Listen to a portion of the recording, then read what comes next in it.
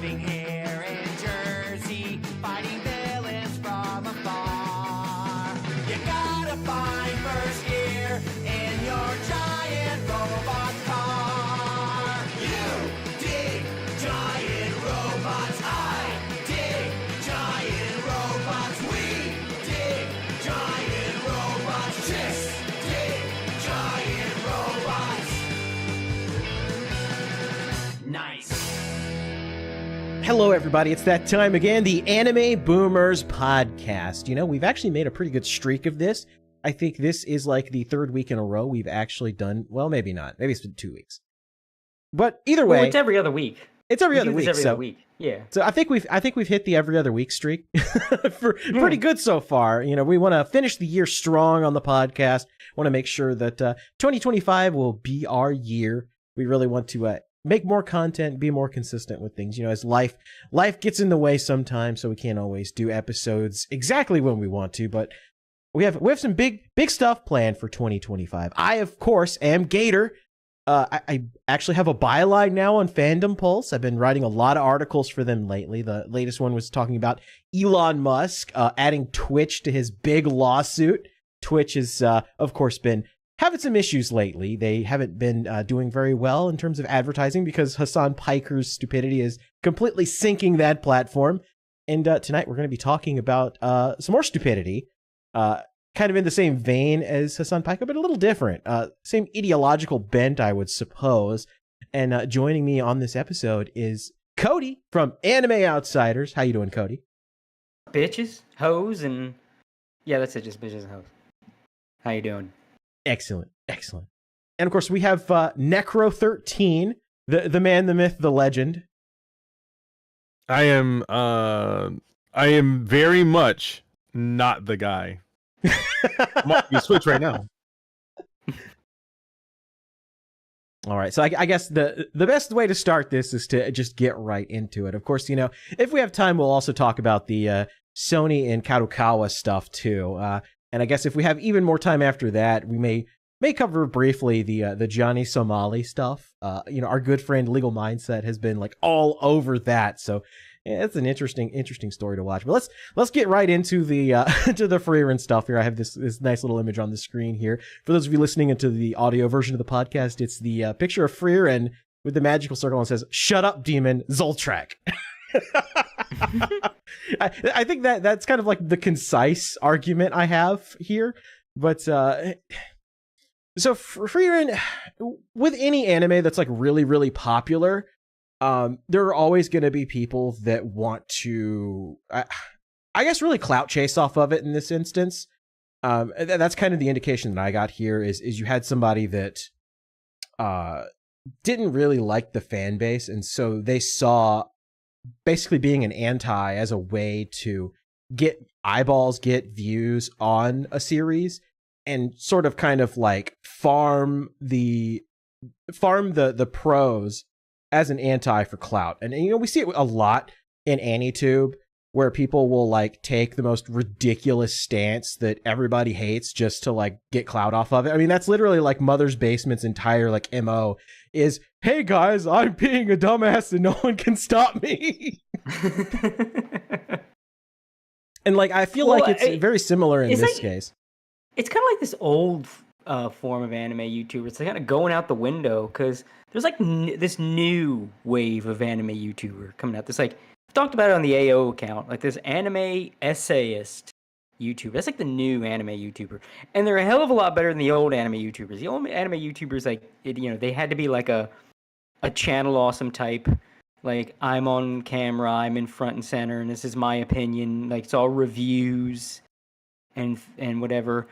And this new wave is like, here's something interesting about anime. Interesting about an anime I like. Here's just a thought I had. Let's unravel it into a video. And thank God, because to hell with those old anime YouTubers, they're fucking terrible. Like Mother's Basement's just, his relevance circled the drain. I think it's probably all but gone now.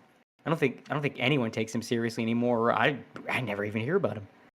But meanwhile, you got like these dudes like Bones or No Bones, I think, something like that. They're making really good shit. Now you could just like pop on some random video about like, oh, the beautiful 80s series no one talks about, and there's some really cool shit. Well, that's why I tend to gravitate more towards AniTubers like that. They talk more. I like it when they break down series more in depth, and they talk about it from, I don't really want to say an intellectual point of view, because I feel like that word's been kind of dirtied by people that use it incorrectly. But, they take a high level view, like a high level view of the anime, and they kind of break down the essence of what makes it what it is. And they do so not from a stance of they want to deconstruct it or like defend it. It's like, this is the show. This is what's great about the show. This is the world. This is the motivations of the characters. I like in-depth reviews like that. And they don't always have to be like 100% positive, but they give you more of a sense that this person like really, really delved into the world and they fundamentally understand it, because it's really easy as somebody that like just tunes into a work, that just watches a couple episodes. Even somebody like in this video, like, right, he mentions that he read through up to the latest chapter in the manga. Somebody that really like immerses themselves in the world because they actually want to read it, versus somebody that just wants to own the chuds on X.com. I guess it would be the difference. And that's where like the old AniTubers tend into the latter category, where, they want to go through a series, they want to go through a work because they want to own the chuds. Yeah. And I get this. This is the like, I think the fundamental, if you watch the entire video, this is kind of, I think the one of the fundamental takeaways is that he constantly talks about like the backlash, the people's response to his video. I think a video, if you're really trying to critique something, if you're really trying to talk about like what's good, what's bad, what you liked, what you didn't like, it should come irrespective of what people outside of that circle say about it. Like the just like a work should stand on its own merits, I think critiques should stand on their own merits. And one of the first things that I have a problem with his video is that the critique doesn't stand alone. It has to be overshadowed by, well, I had this take, and because of that, I got death threats on social media because, people are mean. And he tries to take it and tries to turn it into like a political thing, while just not having the courage to outright say that, this is kind of a political thing and this is my political perspective and the wrong people like this show for the wrong reasons and I don't like that. He doesn't have the courage to just admit that that's what the video is really about. He tries to twist it and mold it into this like completely other thing. Oh, it's this social media brain rot where like at all times you need to be in the grand competition against the other team. For the other team, they are the evils and you are the goods. And everything that you do must be in service of the great war against the evils. You can't just enjoy something. What if the evils enjoy it too? You have to make sure. Are the evils enjoying something? Well, you have to take a look at that thing they're enjoying. Why would someone so wicked, so dark and twisted enjoy such a thing? You must find out. Unmask it. Look beyond the veil and see what drives the evils toward it. That's how these people are thinking all the time. They couldn't take a shit without making sure that their turds don't come out the way a Trump voter's turds would come out.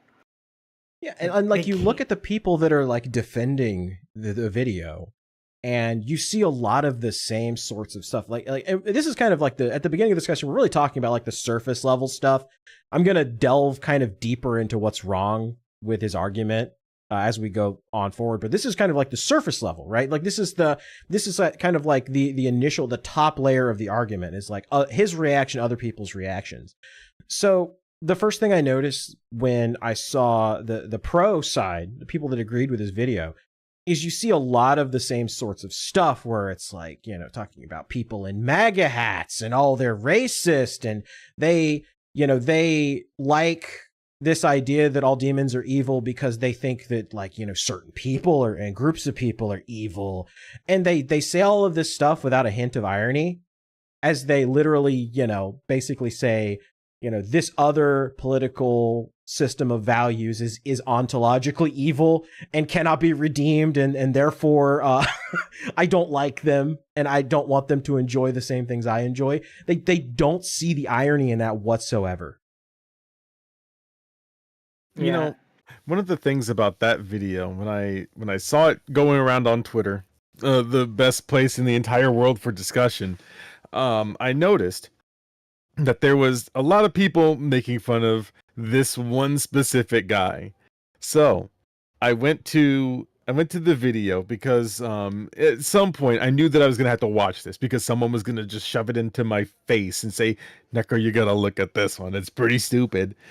So what happens is I'm looking at him on Twitter. He's like crashing out. He's crashing out like hard. And he's taking a lot of screenshots of people that dare to even challenge his ideas in any part of that video. It's just absolutely insane. So what I did was I said, well, this guy is upset that people are making assumptions based on his video, like that they obviously didn't watch. And I said, okay, well, I'll watch this video all the way through. And then that gives me all of the right, no matter if I'm right or wrong, to absolutely dunk on him. Because that's the whole point, is they didn't watch my video. So as I'm watching his video, he didn't watch the anime. He probably didn't even read. Because a lot of the stuff that's in that video was, well, the author is saying that the demons are bad, actually. And then he's saying no, they can't be all that bad. Come on, guys. You ever see the Steven Universe meme where he has Hitler and he's like, come on, guys, he apologized, like, Hey he's guys, good now. he says he's sorry. Yeah, that, it's like that, but that's him. He's the Steven Universe to like the actual bad creatures that are in Frieren. And so I'm like thinking to myself, this video can't get any worse. The more I watch it, it's like he's so close. He's like, he has it in his hands. He has all of the whatever he wants to be intelligent right here in his palms. And then he dismisses it all by crashing out in the next sentence. And I said, wow, this is a contradictory video for something he just refuses to understand. But the fun part is when you get to part 3 of the video, and it's titled Twitter. And I said, okay, I see what's happening here. And the video before that point is pretty much irrelevant, in my honest opinion. Whether he's right or wrong about Frieren is almost not even a part of the discussion, because the last part of the video exists. People on Twitter were arguing with me, and they were calling me mean, duty-headed names. Here's slurs that I've never been called that much before in my life. And it's like 2 of them. And I said, bro, this is just the internet. I don't know what you're really expecting here. So as I'm looking at him complaining about the people on Twitter, he has been on Twitter most recently arguing with people. And he's trying to say that whatever they read is not right because he feels a different type of way. And the video at the conclusion is, people were making fun of me on Twitter. I need to make them angry. Give me money. Give me views. And then we just end up here. Yeah, I mean, that's literally what it boiled down to. And this is why, you know, he wants to talk about people arguing in bad faith. He wants to talk about people poisoning the well, when literally, like, the first thing he does, one of the first few sentences out of his mouth is literally poisoning the well and saying, oh, I got death threats. People were mad about my opinion. And it just... I laughed at that part, to be honest. It calls back to, like, the worst parts of old AnyTube, when they used to literally do this all the time. Yes. Like, they would have a terrible take on something that was just blatantly bad, and you could argue for hours on why it was bad and pick every little nuance out of it. And it was for a purpose. It was a deliberately crappy take for effect, so that then they could make another video and talk about how, oh, I got all this hate. You know, cue the Keemstar voice. Why am I still getting hate? It's the same thing. Like, it's the same idea. Say something stupid and then farm the responses for another video. And not even just the video, or not even just video farming, but a lot of it also was just these people were fucking paid, man. Like they were bought and sold. Mother's Basement was the most infamous example. They would praise if Crunchyroll needed to promote a show, they would have one of these guys watch it and say it's great, you should watch it. Make sure you watch it on Crunchyroll now. I mean, remember when Netflix first started getting into anime, and just all of a sudden, so organically, all these anime YouTubers just started coming out with all these videos about how Netflix is just, it's just gonna kill anime, man. Netflix shouldn't be in anime. What are they doing? They're gonna make everything worse. Everybody having this thought at the same time. Of course, this is completely organic thought that has nothing to do with any ties to Crunchyroll. So. Yeah, Crunchyroll in and of themselves, an entire series of videos. Yeah, I'm glad old anime YouTubing is basically dying. Like, they're still around, but they're fading. I'm gonna give a hot take for you. This is my counter to that. I like old anime YouTube better than I like the new one. The new AniTubers. This guy, I wouldn't say he's new AniTube. He's been here for a couple of years, but again, his videos are. He's like a contemporary with moralities, right? More or less. He's like from that generation, which is like deconstructing the deconstruction. You know, and this thing about the new AniTubers, at least from like probably 2022 and forward, they've come out recently with all of these weird videos, and the worst ones I've seen to date is one that I watched after this guy's video, and it was so crammed and forced with memes. I didn't know when the actual video was going to give me a point. And of course, I'm not looking for anything of substance out of whatever these dudes are making, but it's a 17-minute video, almost 18. It's about redo of Healer, everyone's favorite. Oh my God. The discourse around that one is something else. Well, and he was like, we're going to find out why people liked it and why they didn't like it. Also, this is the most controversial anime of all time. And I'm like, no. It's not really new anime YouTubers. It's just like brain rot. Well, see, and this guy did basically the same thing, right? Like, he opens like, this is the most controversial opinion I've ever had. And I'm like, not really. It's only controversial insofar as you have the same bad take that a lot of people that are your ideological fellow travelers also have, which is, you know, the demons can't exactly be all evil, right? I mean, they look like us, they act like us. You know, what makes them evil? Like, how are they any different from you and I? You know, I will tell you, I've not been sober almost all day. The reason being is because on stream, I gave myself the challenge. If he tries to link the demons to something in the real world, I'll take a shot.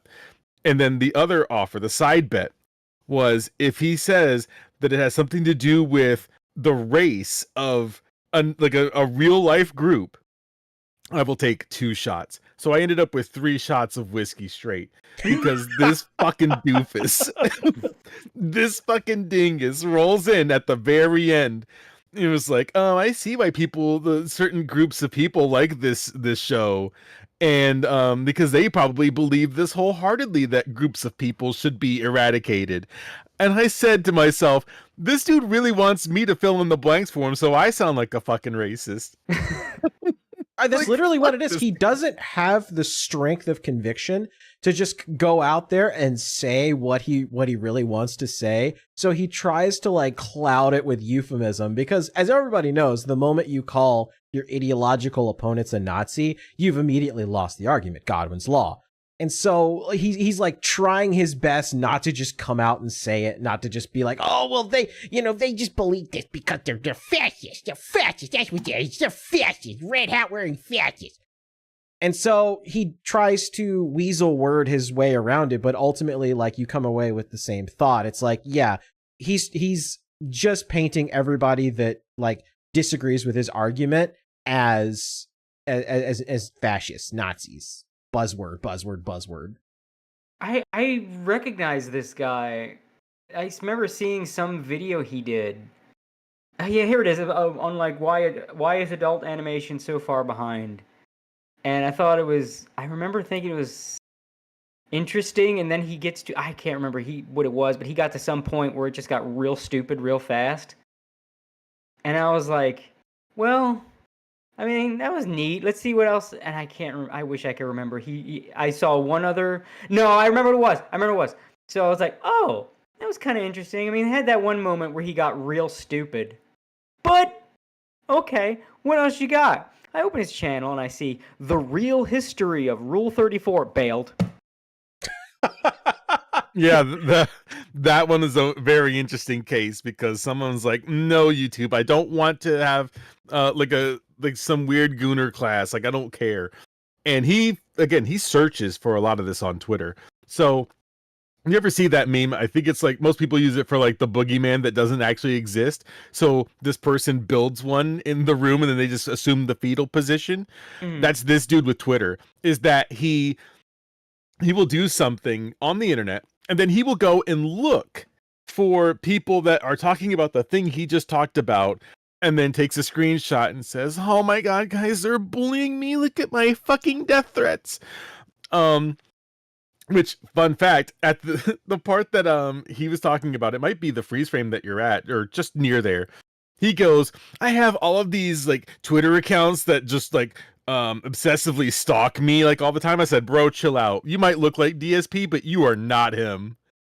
You are not the guy." My detractors. Well, it's funny too that he does that because he's clearly been name searching himself, like you said, and like one person that he keeps like highlighting over and over again is Otaku Espiritu, and you see like in his reply chain when he's like highlighting like the people that have been like criticizing him, like he brings him up numerous times, and I'm pretty sure that one of these blurred screenshots is also him. Mm-hmm.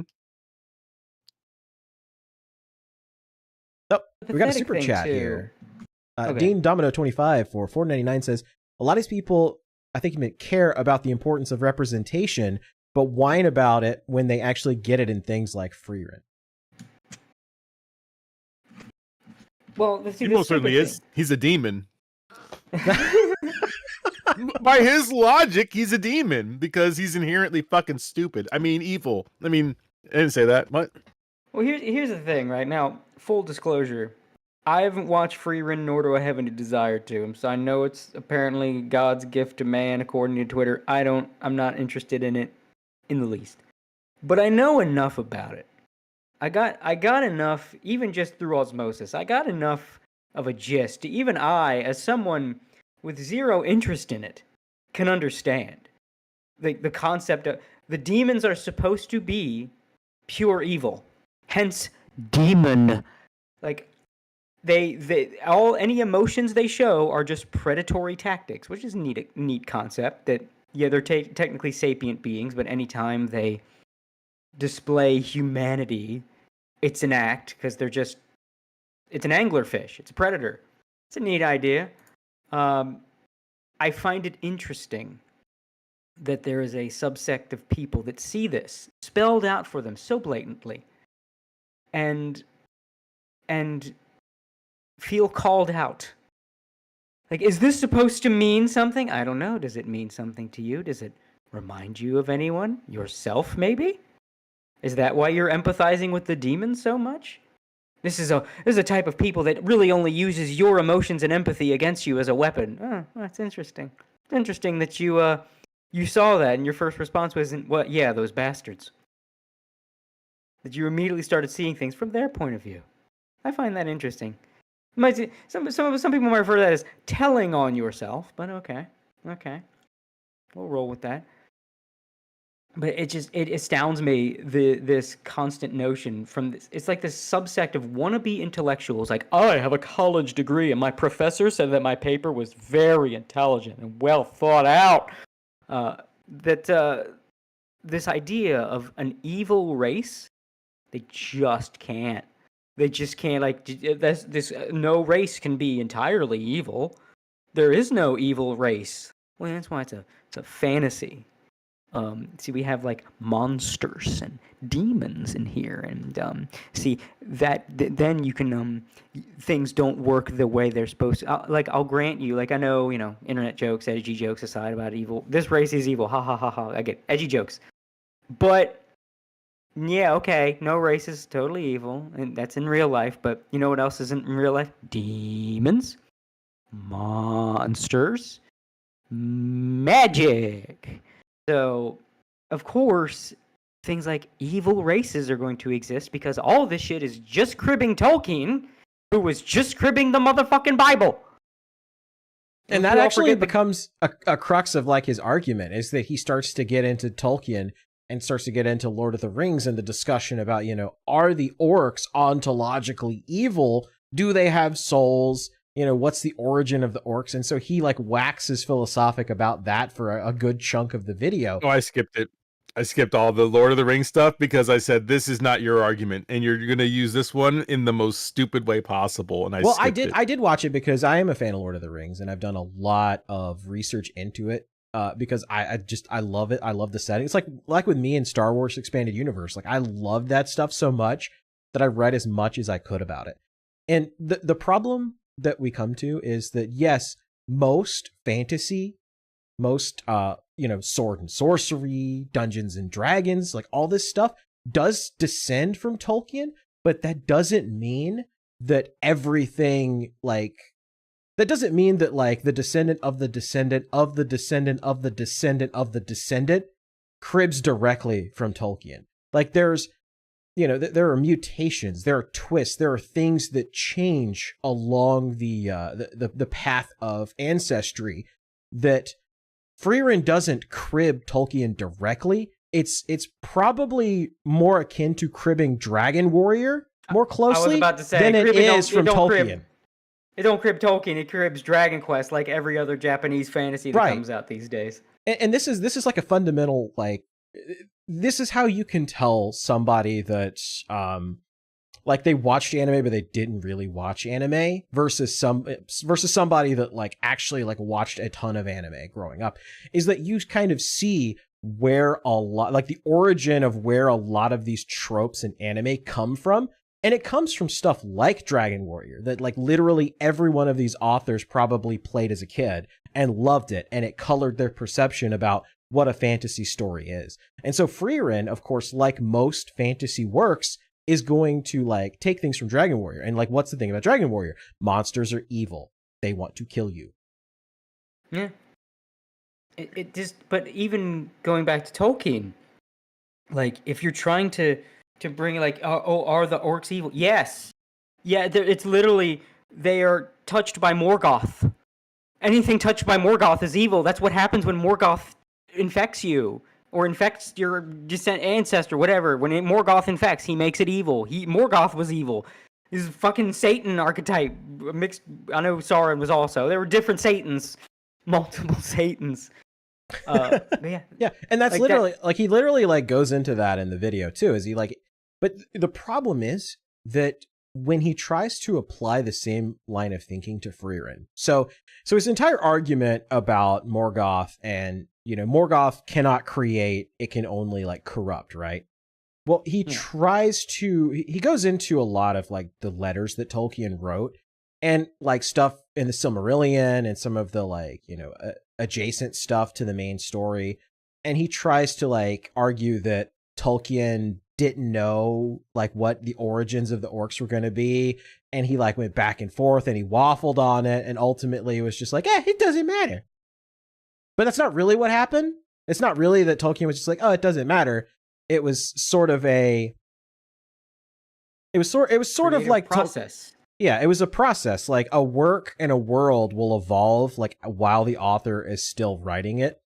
And so he wanted, like Tolkien wanted to like have a concise like origin of the orcs. And then by the end of it, he realized that actually it's kind of cooler if even the people in Middle Earth didn't really know how the orcs came about. And so they just kind of, he left it as a mystery because it's kind of cooler in the lore. And so that's when he gets into like the Doyleist Watsonian argument. Basically the idea of death of the author, and I guess what you could call death of the lore.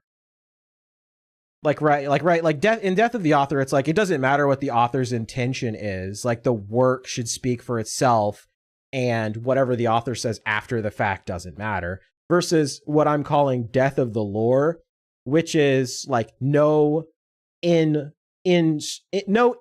lore explanation should satisfy the lore itself. Like whatever your interpretation is, your interpretation, which I find completely stupid. And I think it's even dumber than people. It's a cop-out. Yeah, it's a cop-out. It's like, you can't explain to me the lore in terms of the lore. And this guy goes into that really bad with the Watsonian versus Doyleist argument. It's like, you can't explain to me the world building and the lore using arguments made by the lore itself. I'm like, no, you absolutely can. In fact, that's the entire point of interpreting the story, is that you're using elements in the lore to build up your argument to justify your perspective. I mean, that's literally what you're doing while you're trying to argue that you can't like argue against you based on those elements. Like it's totally and wholly contradictory. And it just kind of shows you the level to which this guy is thinking, that he's debunking his own like higher level argument himself without thinking about it. Yeah, he does it the whole video. He'll say, one thing is like, oh well, the demons don't know how to they know what like these things are, these emotions, but they don't know how to feel them. And then not even 10 seconds later, he's like, oh, they can feel all these emotions. And I'm like, my guy, 10 seconds. It wasn't like, 5 minutes down the road. It was 10 seconds. So he does contradict more points than anybody else could have. Well, I have a unique little perspective on some of this, on two fronts here, as someone who is a writer, and someone who, studied psychology. And the psychology bit is this guy who seems to be painting himself as something of a learned man, a bit of an intellectual, doesn't seem to understand the incredibly simple, basic concept of a sociopath. Because the thing about a sociopath, or literally psychopath, it's weird. Like, sociopath is technically not the official term. It's psychopathy. It's annoying. It's like, it's a sociopath. Everybody says sociopath. Everything you think psychopath, you think more violent and manic. But no. A sociopath understands people's emotions. And they understand empathy. They just don't feel it.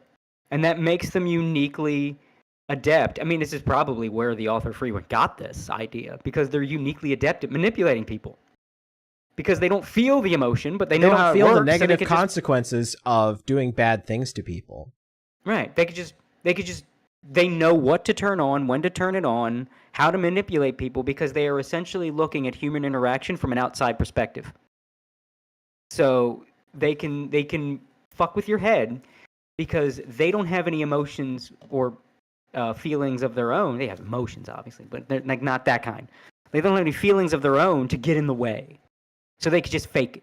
And they know how to fake it, and they know how to get the reaction out of you that they want, because, again, they are looking at the interaction with you from an outside perspective. This is the same shit with Frieren's demons. It's the most basic, page 5 psychology book psychopath shit. This requires no... You could look this shit up on Wikipedia. You don't even need to have studied a goddamn thing. It's right there. Sociopath. Or psychopath, if we're going to be, it annoys... The psychopath-sociopath thing annoys me. But, like, how do you not understand? This is why serial killers are charming! This is why they're able to serial kill. How they're able to manipulate people and get them alone, and then... Like, it's how they work. That's how they function as a sociopath, as a predator, as a hunter. It is... I don't know anything about Frieren's author, or if they've ever said their intentions, but good God, is it just plain as a nose on your fucking face where the author got this idea for the demons from. It's just sociopathy. It's basic sociopathy, but in like a more human hunter, like the food chain kind of level. Like, you idiot! How do you not know this? How do you not get this? Oh, well, they must feel emotions. No, they don't. They don't. I don't even have to read Frieren to know they don't, because that exists in the real world. You stupid ass. Well, that's the thing is in the video, he gives you the setup. Again, this is like, it feels like an old AniTube video, and that's whether or not that's a good thing is up to you. But he gives you everything that you need to know about the show. And again, I hadn't seen it, and everything that I've gotten was from osmosis from other people. It was, the parts that they need you to see and how they enjoyed this part and how, you know how people on Twitter are. So as he's setting up everything here, and he's doing it very, very much in a non-biased way, thankfully, he then starts to tell you the parts that he didn't like about this entire synopsis that he just read out to you. But that's not right. If you're going to say that the demons are obviously inherently evil, which he says in the beginning of this entire video, well, now all of a sudden, they can be redeemed. See, Frieren even says later on that that nothing's impossible, and that everything is sunshine and rainbows and shit. And I'm like, my guy, that's not anywhere close to where we are. And he does it the whole time. But the setup is my favorite. It is just, the demon's bad, actually. Yes. But what if they weren't? It's a very fan fiction-y video. I'll tell you, he's the irony of ironies is that he talks a lot about people arguing in bad faith when the video from the word jump is literally an entire bad faith take. What he's trying to say, without just having the strength of conviction to say it, is that one, he's mad that people like poo-pooed his take, and therefore this entire video exists. Two, he believes that the idea that demons in Frieren are ontologically evil is stupid, and he thinks the author is stupid for like putting that forward. But he doesn't want to say that because people will poo-poo him even harder. And three, he wants to own the chuds who he has ideological opposition to. And that's literally like the crux of the video. But he doesn't have the strength of convictions to just admit it, so he tries to weasel word his way through it. Yeah, he really does take a really hard victim stance at the very end. All these people are stalking me. They're obsessed with me. All these Twitter accounts. Again, it's like, bro, you're not DSP. You don't have like 100 different detractor channels just watching you all the time. You have like maybe 3 people on Twitter that actually fucking care. Because I bet you before today they really didn't know his name, despite him having videos that have gotten almost 2 million views. It's just a whole like pity party. Guys, you have to like my takes. Look at all these people being mean to me. See, I know I'm right because they were yelling at me. It's like the Kung Pao movie. I am bleeding. I'm bleeding, making me the victor. Yeah, like that's what this whole video was. We trained him wrong as a joke. Well, it's because he's at the end of the day a weak person, and weak people often, when faced with a large crowd of disagreement, basically, they need to run somewhere to farm agreement. They need to like people are being mean to me. I need to somehow be validated. I don't have strength of conviction. Just like he they can't be Bluth guy for that. That's why that's where he gets all his ass pats from. Yeah, it's like that photo of all the women screaming at that one dude and holding air horns in his face, and he's just kind of laying back with a smile on his face. Like, that's who you should be. Like, if you know you're right, who fucking cares how many people are yelling at you? You should be like that Hannibal Buress bit from Why are you Eric booing Andre me? show. I'm right. Exactly. If you know you're right, that's how you should respond. If you have to put on this giant performance, run to people for validation. Now, if something like this causes a greater discussion, then that's fine. I think we may have done that once or twice. I mean, hell, as someone who spent I don't know how many years just using the AO count as a way to set shit on fire, how pathetic is it that everyone's saying you're wrong, and instead of just saying, "No, I'm not. I know I'm not. If I was wrong, I wouldn't have said that." You can. You're like, it's a travesty that you're being called out. you view it as a moral injustice that you're being told you're stupid and you don't get it. And you're not even willing to have any kind of debate, not even with a person, but with the premise. You just need to like, nuh-uh, louder than they are. And that's pathetic. Like, even if you're sure you're right and everyone's saying no, but, you should have a solid argument to back it up. Instead of, but he doesn't, and you know, from what I can tell, because it seems like he's just going, like, he can't point to anything in the show. Instead, he is pointing to outside sources. He is reframing both Frieren and Tolkien, rather than addressing the points therein. Like, if the demons aren't born evil, where do we see that in the work? Where in the work? Not in your, well, if you think about it, fuck thinking about it. Don't give me that. That's the TV trope shit, right? Where, like, they'll have a nightmare fuel entry on a toddler's TV show.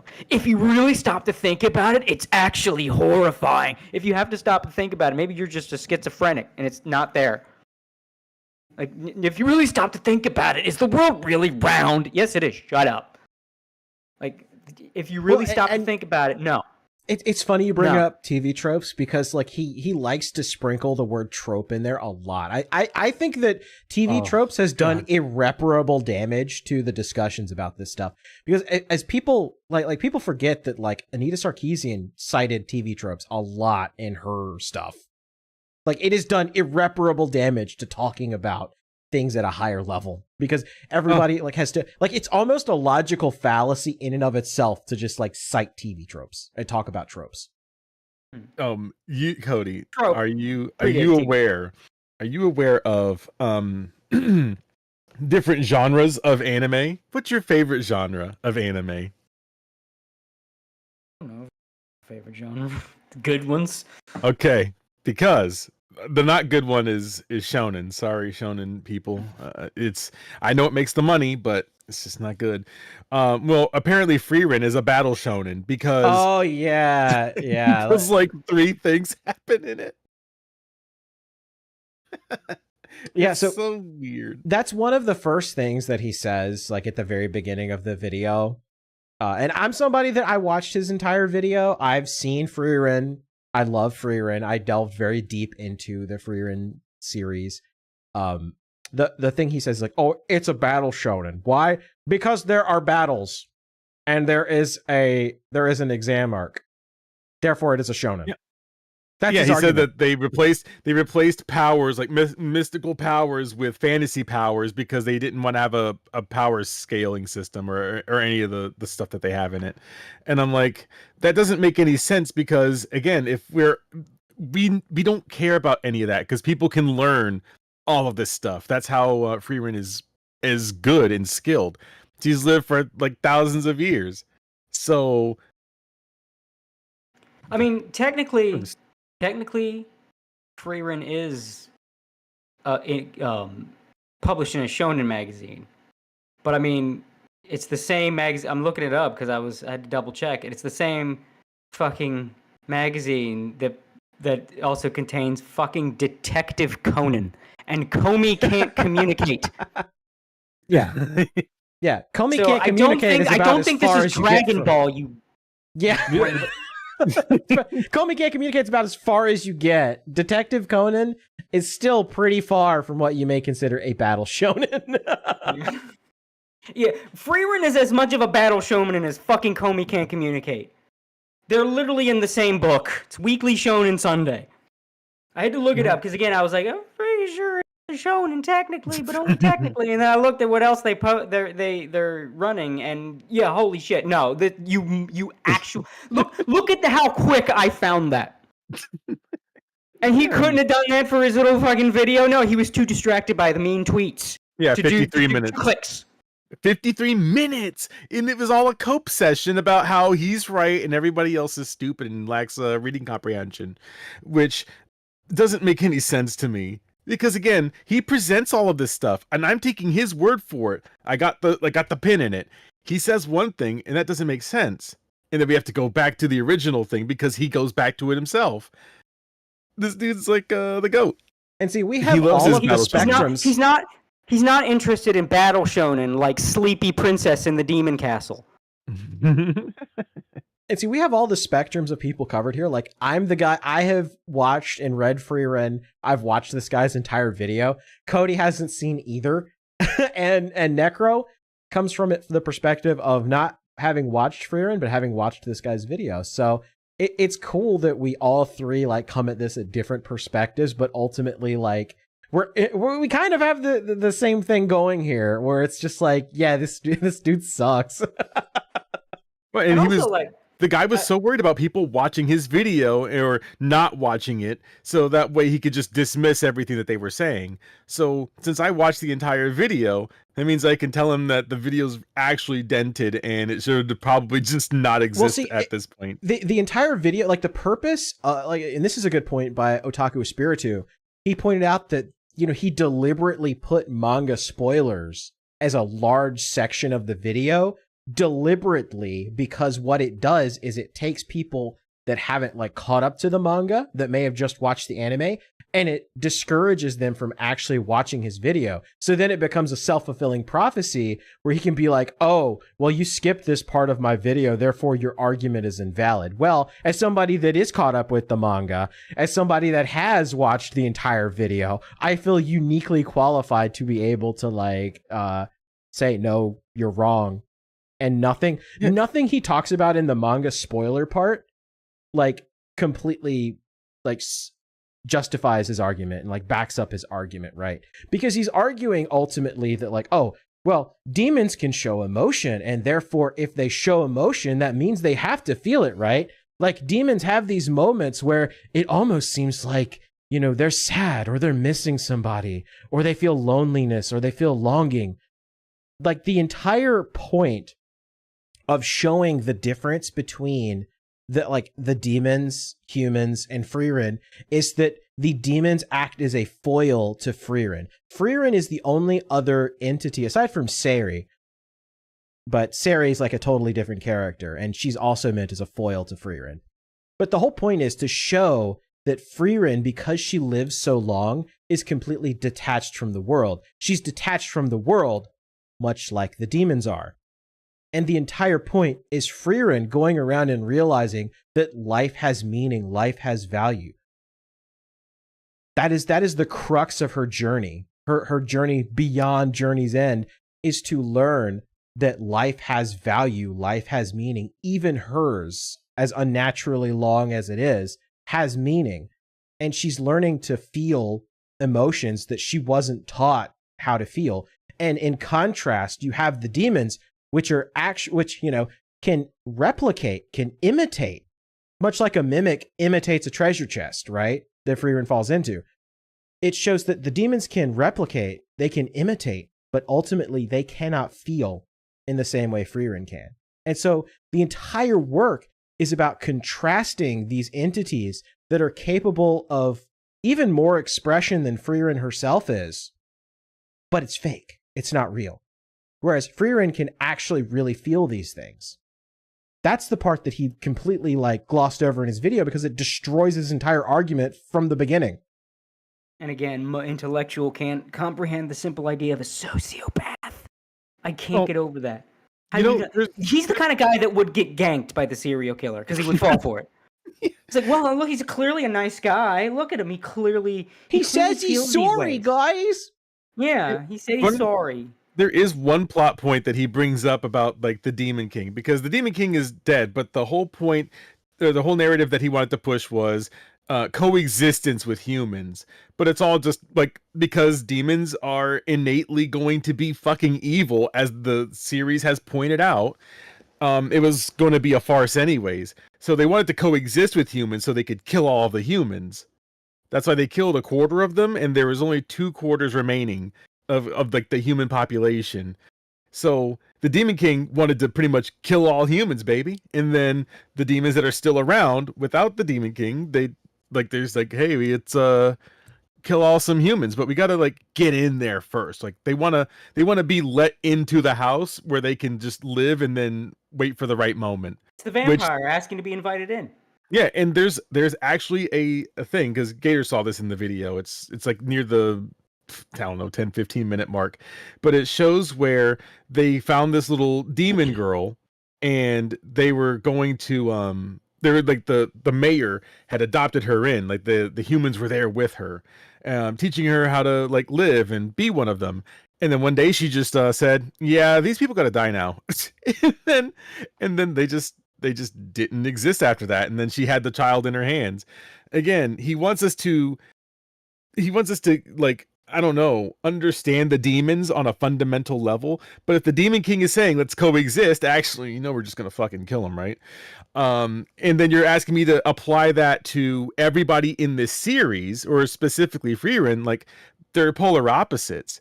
Frieren does it because she's not evil. Elves in this world are not evil. Demons are evil. The show is like, this is black and white. And again, he keeps arriving at these weird parts of the story. Well, and he keeps falling for the author's trick, because what the author is trying to do is the author is trying to trick you as the reader into believing, oh, well, maybe they're not all bad. I mean, look at this. And then in the next page, like, immediately like stabbing you with it and being like, actually, no, if you were a character in this, you're done because you fell for it. And she keeps drawing you in and making you fall for it. It's the most basic shit, man. It's the most basic fucking writers. I know he abuses the word, but it's a real word. Tropes. It's the most basic shit. It's in your pocket, like to sidewind to fucking the reader. Like, oh, I get you. I'll take you this way, and then bam, gotcha. Like, when you're the writer, you hold all the cards. The audience only knows and can feel what you want them to, what you give them the tools to. If you want a villain to seem sympathetic so that you can then stab the audience in the back, that's not hard. You just make a guy seem real nice, and then you have that nice guy stab somebody and then go, turns out I wasn't nice. It takes no ability to do that. The skill is to, where to apply it. But, good God, that's like day one shit. This is the easiest trick. Aren't you supposed to be some fucking intellectual, bro? How do you struggle with kindergarten level shit? How do you struggle with this? I think it's simply because he doesn't want to believe it's this way, and he doesn't want it to be this way. So therefore, he's trying to argue against it, because he hopes in the end that it's like, oh, actually, the demons were all right after all. They can be taught to not be evil. Because he believes this only because of the racist Frieren memes. That is it. That's literally I'm not even joking. That is the entire reason he's even here. Because the other team is not only enjoying the show, but are making memes he disapproves of. And he feels that this media is enabling the enemy team. So he needs to step in and put a stop to it. This cannot abide. As the intellectual, he needs to step in and own the chuds and be like, actually, this is why you're wrong, and the story needs to go this way so that the chuds are BTFO on Twitter. See, it's okay if Frieza is racist because Frieza's a bad guy. Frieren can't be racist because she's a main character of like the show at the moment. That could embolden the enemy team, and they might get a little too uppity if they're feeling emboldened. We need to put a stop to that post-haste. The entire reason. You have nothing to you, dude. You have nothing to you beyond what social media tells you to say, think, do. You are not your own person in any way, shape, or form. You can't have an opinion without either seeing what the other team is doing, getting the approval of your own team, or being driven to do something by the reactions of people on Twitter. You wouldn't be able to take a dump unless someone on Twitter was making fun of your distended fucking stomach. Like, you won't have thoughts of your own. I saw your animation video. All right, you had a lot of research. It was very neat. I did enjoy-ish it, but I could tell you this. I could read you like a book, and this only proved it. You're you know just what? internet. You're an internet brain. I forgot he brought up Starship Troopers. He did. There's an entire section about Starship Troopers and the Twitter debate where all the leftists were like, "Oh, the bugs are good. You know, the bugs are actually the good guys. They live in an ideal utopian socialist society." And you know, everybody like immediately dunked on them. He seems to take personal offense to that. Yeah. Why is it, fella, despite the fact that you believe that you are the virtuous one, why do you keep identifying with demons and bugs? Interesting.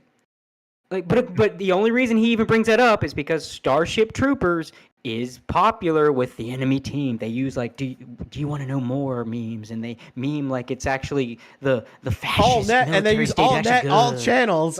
You know that meme a lot. Yeah. Yeah. It's like, oh, the enemy team likes it, so I need to step in and do something. Hey, buddy, do you have an interest that is not tied to one of the political teams? Do you have an interest at all that is completely and utterly removed from discourse at all? What's your favorite show that doesn't have Twitter discourse around it? I like this I comment. guarantee you he couldn't answer like that. I think he was spawned from a few- gene stealer cult. I like that comment. Like you don't have a thought that has nothing to do with internet discourse. That's who you are. You're just a social media drone. And that's why a lot of his NPC arguments go back to social media. Like the entire crux of his video is, you know, there were mean tweets directed at me. Twitter. Yeah. Yeah, it's just you the term NPC gets thrown around a lot and really got abused, but that is what this guy is. He runs on programming. He doesn't have the ability to have any kind of thought of his own. He God forbid he even consider that his team in the big team sport of the internet might like he might have a thought different than theirs. God forbid. Nah. Everything has to be about the team sport, owning the chuds, as you said, and discourse. It's all online discourse. He can't have a thought not connected to online discourse. He can't have taste not related to online discourse. And if this gets to him, and I'm so wrong about this, and I don't know what I'm talking about, then let's see what you make, buddy. Let's see your next few videos. Let's see if your next few videos have nothing to do with any discourse going on Twitter, any discourse going on your favorite, Blue Sky, whatever the fuck. Nothing to do with something that's in right now. Just, you know what? Find some obscure topic that no one has ever discussed. See if you have anything to say on anything that no one on social media is talking about at all. And you don't even just find some obscure 80s movie that you think is the bomb and don't ever mention anything about Twitter in it. If it's a B horror movie and there's some scene of a woman getting chopped up, I don't want to hear one buzzword out of you. Just see, I bet you can't do it. Find some piece of media that's the bee's knees that no one has ever talked about and talk about it in a video and only about it. Nothing tertiary, nothing related to social media or discourse. Just talk about the piece of media. You'll never be able to do it because you don't have a thought in your brain not connected to social media and discourse. That's all you are. You are just a pebble. Not even a pebble. You're a leaf that has fallen into a stream and just getting carried by the stream. You have no purpose, presence, weight to your own. You are carried by something greater than yourself, and you have no effect on that greater thing except to be torn apart by it. That's all you are.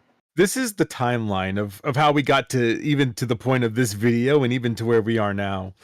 Is he makes a statement about something because he said that he had talked about this on Twitter before, like maybe like months before, and he was just kind of making the video. It was back in September. So he's been working on this video since then, I would have to assume. So he puts out these things, puts it all into writing so that way he could go back and reference it, which he did in this video, searched it and found people that didn't agree with him, and the people that quote tweeted him got angry, decided to really nail in this video and add in all this Twitter stuff. So he makes a video with his hot take and he puts it out for the world to see. Okay, well, people already know what kind of videos he makes. They're probably thinking this is no different. except this one was going to be terrible. So he again went to Twitter, got blown the fuck out, decided to go over to Blue Sky, and he got his ass pats there. People were actually fucking doing tricks on it over there, bro.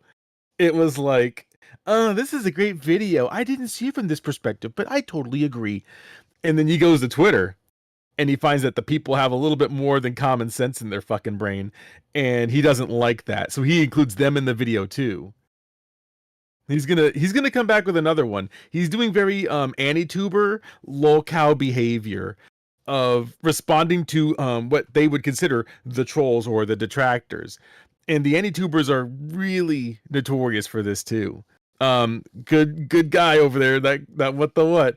He made that one video and I referenced it today during stream. But do you remember when he made that video about if you didn't give updates to this anime that was getting harassment from like the creators or whatever, because like I don't know, the Hong Kong protests or something like that, and you give it to this pseudo pornography hentai and it's #1 on my anime list, and that means that you don't care about the heckin' freedoms of the Hong Kong people. And I said, wow, that's some layers I got. Speaking of hentai, Tomog for $20 says, so what's your guys over under of us baiting him into reviewing Mezzoforte? It is a wonderful piece of art. I await the fluid animation to be brought up, and and how it's deeper, and the futuristic dystopia. You know, I can't wait. It's gonna be fucking dope.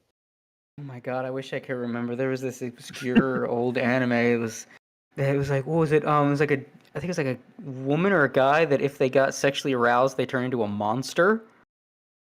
You know what? I'm drawing a blank on it, but I do vaguely remember. Yeah. I can remember that I remember it. Give him to review that. You review that, and just don't talk about discourse. Don't talk about the culture war. And y'all know if you've seen anything with me in it, the political bent of the culture warrior does not matter to me. I hate culture warriors. I hate because it's a grift. You are no better than every soulless AM radio motherfucker. It's just, hey, everybody, your opinions are correct. My opinions are correct. Yes, thank you. Thank you, media personality. You're right. I am right. Thank you. I needed that. That's all. And then you just rake in the bucks from that. That was the other side of the aisle was horrendous with that during the Vic Mignogna shit. Oh God. Yeah. I mean, granted, I called them out in the most autistic way I possibly could, but no, I remember it. It was legendary. Yeah. It's still stuck. Yeah. It's stuck in my brain. He's like, you know what? I appreciate it. You know what? Get that money. You know what I'm saying? Like, I remember it. It was so good. But it's true. Without the grift that they were able to do, they wouldn't be making any money from it. It's like it's just. That's what this guy is. He's a grifter. He needs to be the ante to get those hate bucks in. He wants the Elon bucks. And that's what it really boils down to. And that's where I go back to his argument about everything being bad faith. Because his very premise, his entire premise for existing, he's a walking, talking bad faith machine. Literally, the entire point of including Twitter in a video where you're trying to talk about like higher level concepts is just to farm outrage, because so you get more clicks, so you get more money. Like it's total bad faith. It's the literal definition of bad faith. You're putting forth an argument that you know will generate controversy and that you know has holes in it, because you want people to try to poke those holes in it for easy layups, so then you can respond to the layups and claim you're being harassed. It's one of the oldest tricks in the book. I mean, hell, I brought up Anita Sarkeesian earlier. That's literally how she monetized her content, was saying stupid things and getting immediate reactions and being like, you know, oh, my pants fell down? Well, you're owned because I wanted you to talk about my pants falling down. Yeah. Yeah, it's the oldest. It's the song as old as time.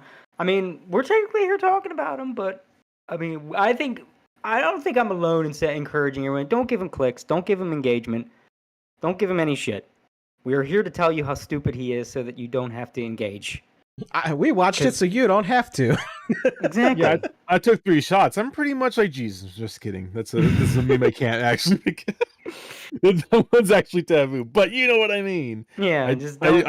I really gut punched myself to watch the whole video because at first I was like, I don't want to see this whole thing. It's not that good. And boy, did it get worse as time went on. But again, the best part is after this Twitter segment that you have, it's just like, he's like, these bad faith people hecking the letter between B and D's. Yeah, they're not that one. They're the good old Nazis. But like that, again, it just devolved really quick. He didn't say Nazis outright. He just said certain groups of people. I just knew at some level I just had to not listen to anything he was saying. So don't watch the video, idiot. Don't give him what he wants. The worst thing that can happen to a guy like this, from his perspective, is to be forgotten and fade away. That's why I just encourage people not to like tweet at him directly. I mean, this guy does he does the mundane Matt thing of like he name searches himself and tries to find like every quote tweet of him. Just ignore him. If he like quote tweets your thing, just ignore him. Yep. Look, I know. Trust me, of all people, I know the temptation. Because I had an addiction to internet arguments and internet fights. Hell, Cody, Necro, and I were all members of Twitter Fight Club way back in the day. Talk shit, get hit.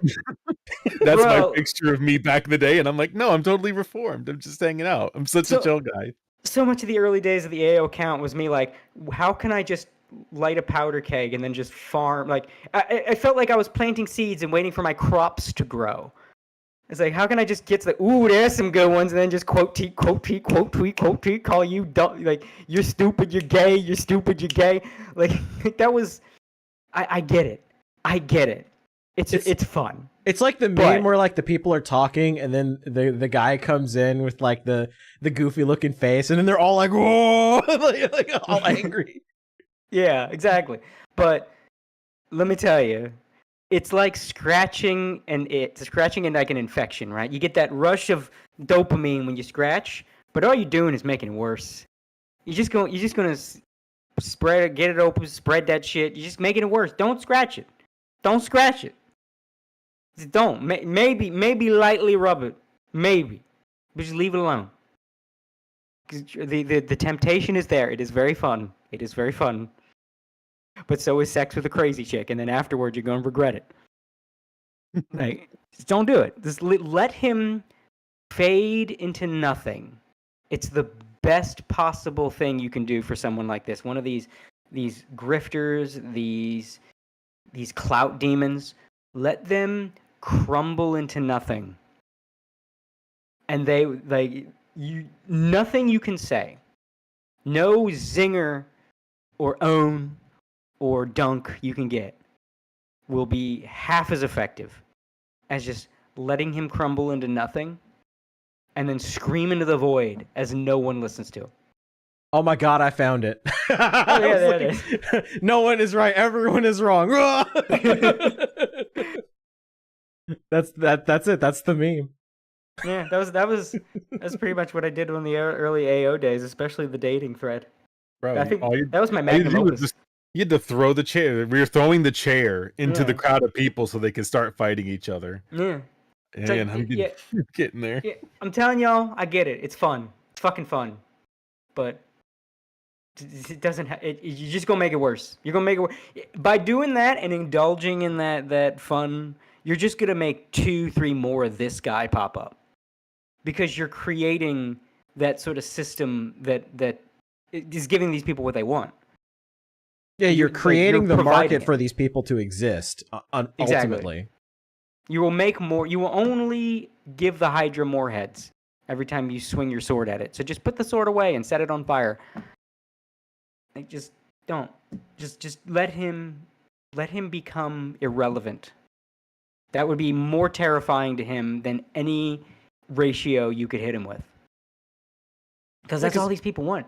Yeah, because we can go into like the actual like tweets because like once he released this video, he was already ready to like look at all the people that were responding to his video because like I said, it was a bad faith argument. He knew that shitting on what is currently number 1 overwhelmingly on my anime list and like every other anime list out there, you know, overtaking Full Metal Alchemist, which is like, oh my god, you know, Full Metal Alchemist Brotherhood has been number 1 on my anime list for like aeons at this point. Like it seemed like nothing was going to touch it. I think, what was it? Was it Attack on Titan that like tried to make a play at it and got like absolutely bombarded? I think it was Attack on Titan, but yeah, like the Full Metal Alchemist people are like, no, we are number 1. Yeah, we are number 1. And then Frieren came along and they're like, no, actually, you know what? They're like, actually, you know what? This is number 1 now. We're okay with this. Yeah, like this guy, like, so this was his tweet. It was like, behold, the most controversial video I've ever made. So you just automatically know it's like, this dude sucks. And of course, you know, what do you see like right below that? Who can reply? Accounts he follows or mentions can reply. So this is the other thing that he does is he talks about how he wants to like have this debate, but then he just completely shuts down his account, which just shows that he's bad faith. Because guess what you can do on Twitter? If somebody like comes at you with like an actual like death threat or whatever, you can just block them and just pretend they don't exist. Because guess what? These dudes are just talking crap. None of it's serious. But it's so meaningless these days. It's so totally meaningless. Like if somebody comes at you with like some dumb stuff and they say they're going to do something to you or whatever, just block them because they're worthless. They're worthless. Why would you let that live rent free in your head? Those people are stupid. Just block them. That's it. And then they're gone. Law enforcement uses the term credible death threat, which whenever you see some famous person or influencer, whatever the fuck, on Twitter say, I'm getting death threats. No, you're not. No, some 13-year-old said, I'll kill you. Ooh. Yeah, oh, no. They said they're going to 1v1 me on Rust, and I'm not very good at it right now. So. Yeah, I'm going to come to your house and shoot you. Oh, no. Guys, Turdburger 59 said he's going to come to my house and shoot me. What if he does? Cannot believe Hitler Cunny 420 was going to tell me. I was gonna fucking beat my ass. I can't believe insane. I can't believe that Frieren Rapist 88 sent a DM saying he's gonna come to my house. Dude. By the way, that's a real account, by the way. I'm not kidding. I saw that and I was like, Jesus Christ. Officer, I don't know who he is or where he lives. He just said he's coming to my house. I think he said his name is Nathan Higgers. I don't know. He just said. Yes, Nathaniel has come. he said he's got a rocket launcher. That thing could hit my house from real far away, officer. You gotta help me. By the way, we didn't see any of these death threats in the video after he brings them up. It's just people calling him the R slur. And just pretty much. That's pretty much it. I think you're sending me death threats. Oh, shut up, retard. And he's like, what?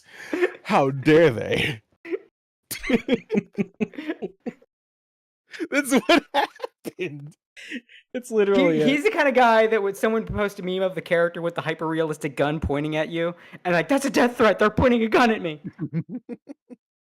Yeah, like Frieren with the Zoltraaking. Shut up, demon Zoltraaking.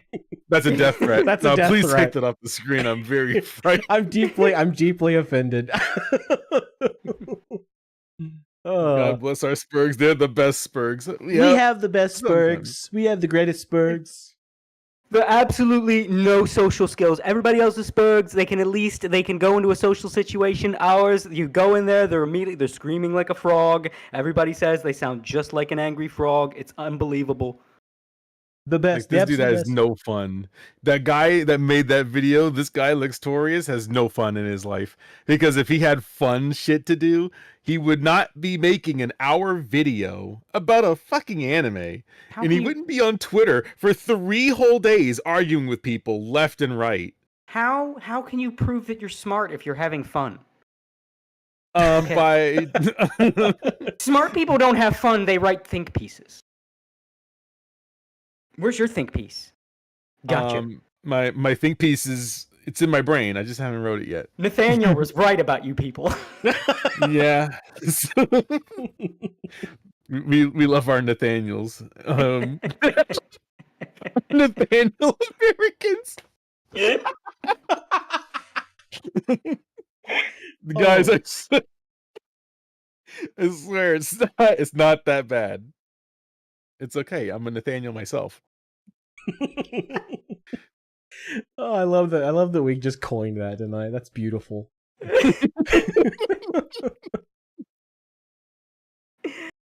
What? It's just a normal name. We can all be Nathaniels. And we're all Nathaniels at heart, especially when we're listening to rap music. Exactly. And playing fighting games. We're all Nathaniels in the lights. Watching go out, Dragon guys. Ball.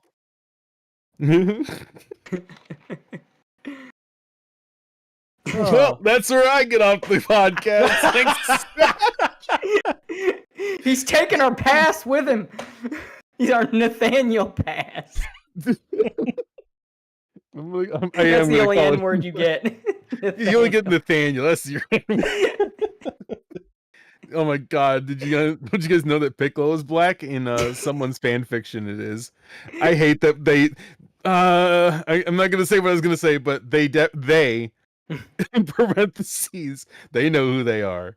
They made that a real thing for some reason. Piccolo being black. Yeah, well, because he's bald and has a deep voice. He's an alien voiced by a white man. Clearly, he's black. Yeah, and the whole planet's gone. I mean, which means he has no father. Yep, you know how it is. But thanks for having me on. I'm gonna go to sleep, and be well rested for the next day ahead. Okay, man. All right. Well, thanks for coming on, Necro. Have fun with the pain and the next news story. All right, peace and grease, my dude. All right, so we're gonna wrap up this segment. I think we've talked enough about like the actual merits of his video, of which there are none. So we're just gonna like. Although I didn't get to say real quick, just the other perspective too, what he was talking about. Like as a writer, it's a couple of things, the basic things that he fell for. But when he brought up the Tolkien thing, like, do you not understand? Do you think? I guess he's so used to corporate made media, like Disney, Star Wars, or whatever. It's like, sterile, built in a sterile lab. But when you have a work that's written by a person, there is a creative process. There are creative decisions made that aren't just like authors don't think like a wiki. Oh, here's this thing and all the information. Here's this thing and all the information. Like you can write something and then as you're writing it, change your mind about character or a piece of your world building just in the moment because this works better. It hits me now as I write it that this is better. I will do this instead, and then I'll go back and fix whatever, or I'll retcon it. And then like sometimes you're just like, you know what? It's better just I'll leave it to audience interpretation because they'll probably have more fun interpreting it than they would just getting a flat answer from me. Any answer I could give would just be nothing compared to their expectation. Like these are all very simple things, but when you think only as a sterile wiki goblin, just give me the lore and all the paragraphs and exact things. Where's my YouTuber breaking it down for me? Where's my 30 minutes of XYZ lore explained in red letters on the fucking thumbnail? So I just thought, like, on top of all the other stuff, this guy just couldn't fathom. Even the basic idea of a sociopath. Again, dude, don't go outside at night. You will die. Like, you have made it clear you will fall for a sociopath. Just the idea that some of the most basic shit, just like, you're just writing a story and just happens. Like, yeah, that happens. Like, he just doesn't sink in. Can't wrap his head around it. So I just thought that was very telling of a guy that was trying to present this intellectual argument. Not only can he not grasp basic psychology, he can't even grasp the most simple fucking... I mean, I'm pretty sure 13-year-olds writing fan fiction would realize half this shit halfway through writing their Bleach, Ichigo X Rukia high school AU fan fiction. That's a good way to put it. Yeah, we figure out, hey, you know what? That's a better idea. I'll just do that in the moment. Anyway, this is the one thing that I got sidetracked. And I just want to throw that out there. Like, if we're piling on all the things that this guy just cannot fathom, which is hilarious. That's one of them. Well, and he tries to like explain away, like, because he gets into this like really autistic explanation of he tries to use the Watsonian versus the Doyleist to just make it sound like in-lore, out-lore explanations for things, and he tries to basically say that oh well, you can't explain things in lore because it's fiction, it's not real, therefore you have to go back to like what the author says, and the author is sometimes unreliable narrator. And well, see, that's the biggest bullshit argument. I gotta say, like, there's only 3 times where death of the author is okay. If the author grossly contradicts their own work, then right, like a J.K. Rowling. Yeah. If the author has given contradictory statements, which happens a lot with certain authors, like you can't really trust them. They'll say one thing and then 5 years later say something completely different. So then you can only go by the work. Sometimes you just have to like smile and nod with a Rocky. Exactly. Yeah, exactly. Or the literal death of the author. They never said a damn thing and now they're dead. So now you can only guess. And that's it. Otherwise, the author, it's their work. It came out of their brain. It's not this isn't fucking storyline communism here. It's not the property of the state. He made it. It's his. It came from his brain. These are his thoughts manifested into a story that is given to us. So they have the final say. Even if we don't like the final say, they have the final say. It is wholly theirs. It is as much theirs as their physical appearance, as their own physical body. Like, you can't say, no, actually, you're not a 5-foot white guy from Wisconsin. No, you were a 6-foot black woman from Queens. I've just decided that that's what you are. And well, clearly I'm not. Well, you know what? Death of the author. Death of the author. Like, you knew. If they say XYZ, then XYZ. And if you don't like it, then you don't like the story. I'm sorry. I mean, you could imagine what the story would be like if you wrote it. You could do what a bunch of people did with Twilight and write a better version. But it's not going to be the actual version. It's not the canon version. So, and that's where I think this guy's coming from. That's where I think this guy's coming from, is that he wants the story to be a certain way because he will personally enjoy it more because it's that way. And so he words it and explains his argument in such a way to basically say, oh, I'm going to be so disappointed if the author goes this way, and I think the author is stupid if they do it this way. Which is like, well, it's not your story, dude. Like, I'm sorry that like the memes that the chuds are posting on twitter.com are offending you personally and it makes you angry, but like, that doesn't matter. The author's intent and what the story the author's trying to tell is the only thing that matters here. And so if she ultimately decides in the end, yes, that all demons are ontologically evil and you fell for their tricks because you're stupid, then that's it. You take that home with you, Pep. Take that to sleep with you. And there's really in my mind, talking about Frieren, there's really 2 ways that the story actually ends. And it's either, because like I've been saying, like, I think that Frieren is meant to kind of be like the demons in Frieren are meant to like contrast with each other, because it's like Frieren's very cold. It's like she seemingly doesn't feel emotions in the moment, and a lot of that is just because she lives so long that she like doesn't get caught up in the lives of other people, because it's like, that's why the scenes with Fern, she's very young, a kid basically in like one scene, and then it's like boom, she's an adult. It's meant to show that like Frieren doesn't have the concept of the passage of time, because she lives for so long that it's like time doesn't really exist for her. Fern in her mind is still the same little girl that she met for the first time. Like, she doesn't conceptualize that time has passed.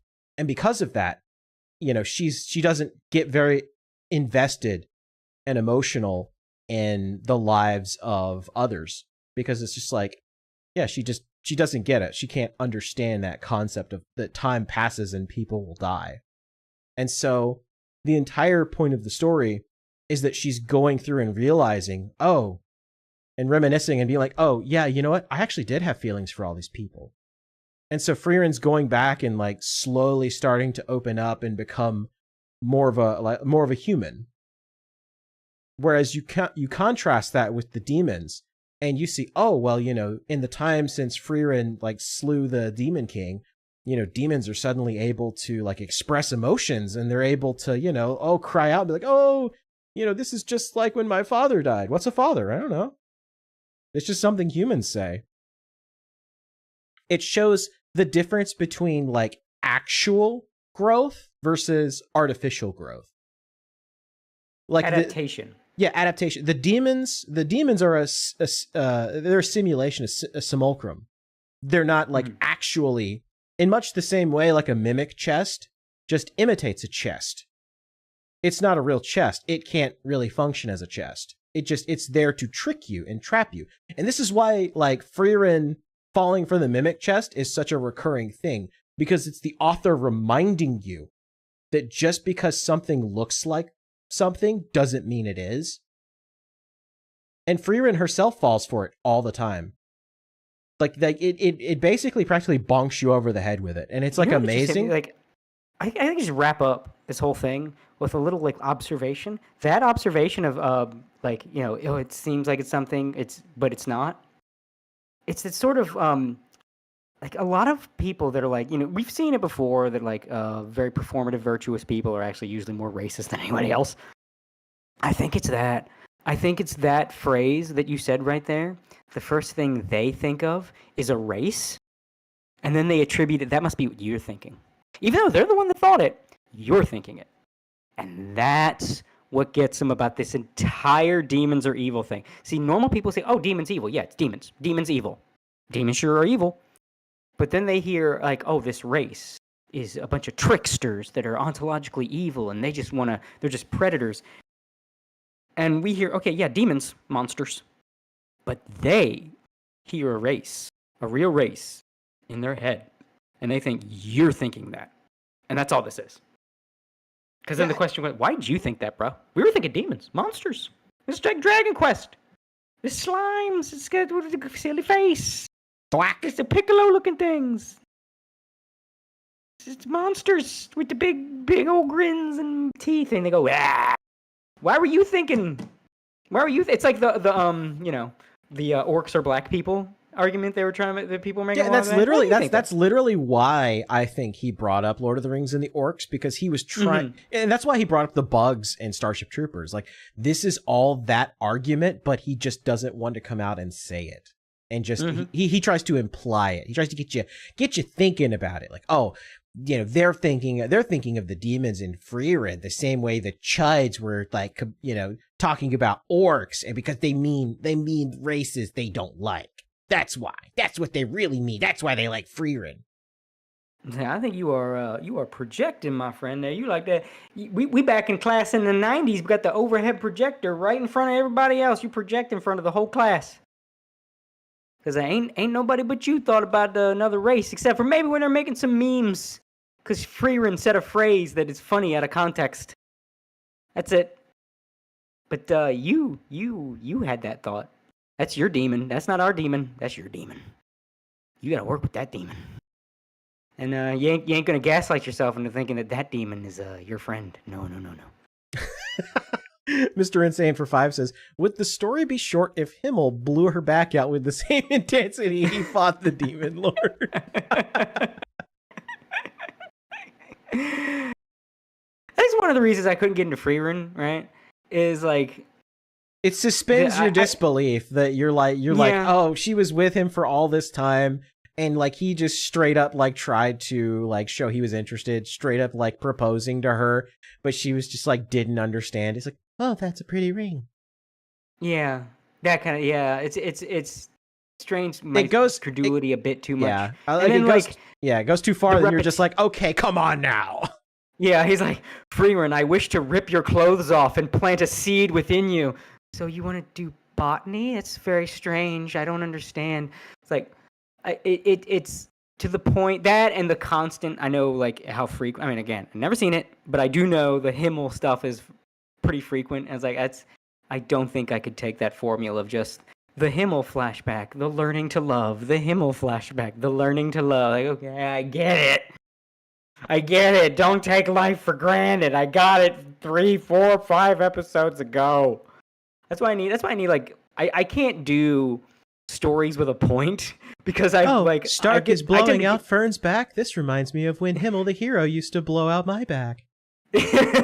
Yeah, that like I can't do stories with a message because I'll usually end up getting the message halfway through and it's like, okay, I get it. Move on. Yeah, So I can see why that would be off-putting for some people, but I liked it. I like Frieren. I get why people like it. There's some series that I'm like, you know what? I don't get why people like this. It's trash. I still think that way about Evangelion.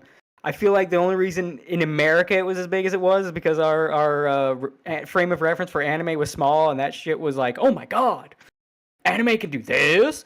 It being a cultural phenomenon, I chalk it up to the same thing as like the fucking Britney Spears blowing up or Taylor Swift being as big as she is. Like, god damn it, sometimes the masses have shit taste.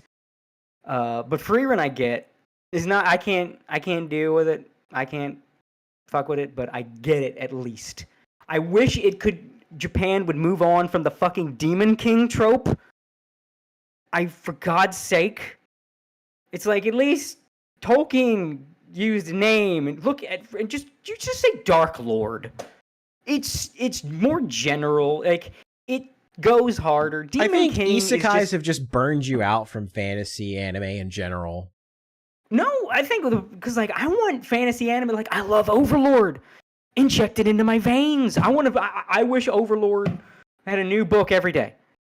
I love the fuck out of Overlord. I saw that movie. I saw that movie on release day. I guess you're really more like you prefer like more sword and sorcery stuff, like the badass aspect of fantasy. Not even that. What I want is just, and this is why like a bunch of my stories and one of the ones the book I'm writing is a fantasy. I like the fantasy, but the problem is 90% of fantasy is the same shit. I just want a fantasy that's like, hit me with something different, man. That's why I love Final Fantasy as a series. I mean, like some of the later ones kind of fell off, but like as much as they think they recycle from game to game to give the series an identity, look at Final Fantasy VII is fucking starting a fucking diesel punk shit. What year is this? I don't fucking know. There's magic diesel swords, punk bioterrorism. Yeah, it's fucking the main super soldier man. He's in the Earth's core in a cocoon. He's trying to get a meteor to smack the Earth because the Earth is actually an organism, and he's gonna hang out where the blood clot's gonna be, and the blood clot's got energy in it. He's gonna get like there's no demon king, there's no dwarf, there's no elf with a bow, there's no we must go to the village and where's the dungeon? What's the dungeon? None of that. It's an original premise. I need fantasy with original premise. Even like indie stuff these days. Again, this is the big reason I'm writing a bunch of fantasies, just because I feel like if you have a problem with something, fix it yourself. Be the change you want to see.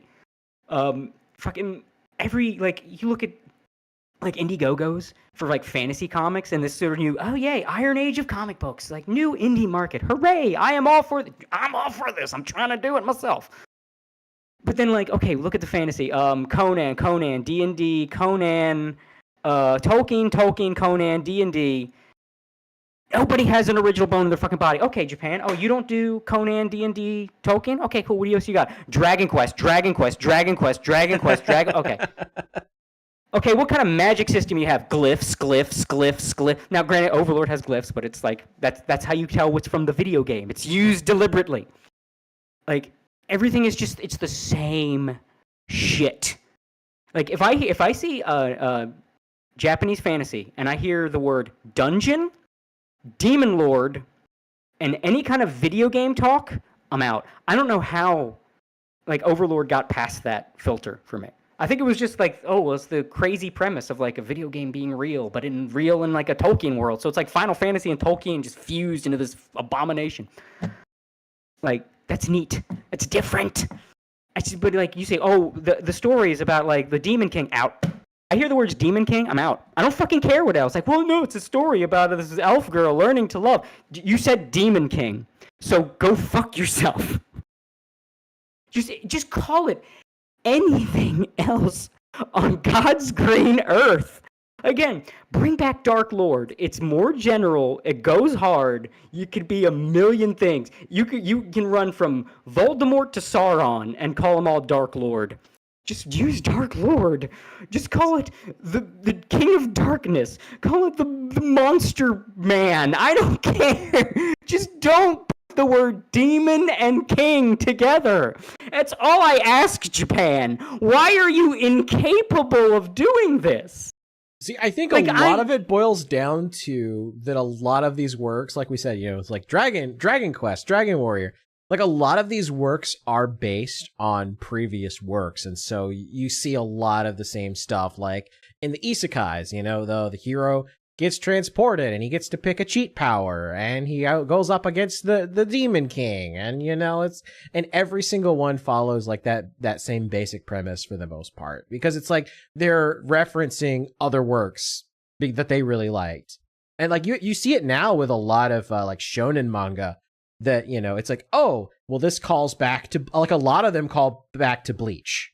Like a lot of the current ones, you can see everybody's got a Bankai. Yeah, everybody's got a Bankai. Like you can see the Bleach inspiration in a lot of works, like Chainsaw Man, like Jujutsu Kaisen. Like they are directly compared to Bleach a lot, and you can see it. It's you can feel the inspiration, right? But it does its own lore, mythos. Like I've said before, I think Chainsaw Man's lore is deeply stupid, and that's what kept me from getting into it. I think like its world building is deeply stupid. I think it falls apart. Like at the base level, Chainsaw Man is entertaining, but when you actually take a step back and just kind of understand the world, you realize that the entire concept of the world just completely falls apart. Yeah, it really does. And it just leaves you like, how did Chainsaw Devil get this strong? What elevated him beyond the other power tools? Yeah, it's dumb, but like.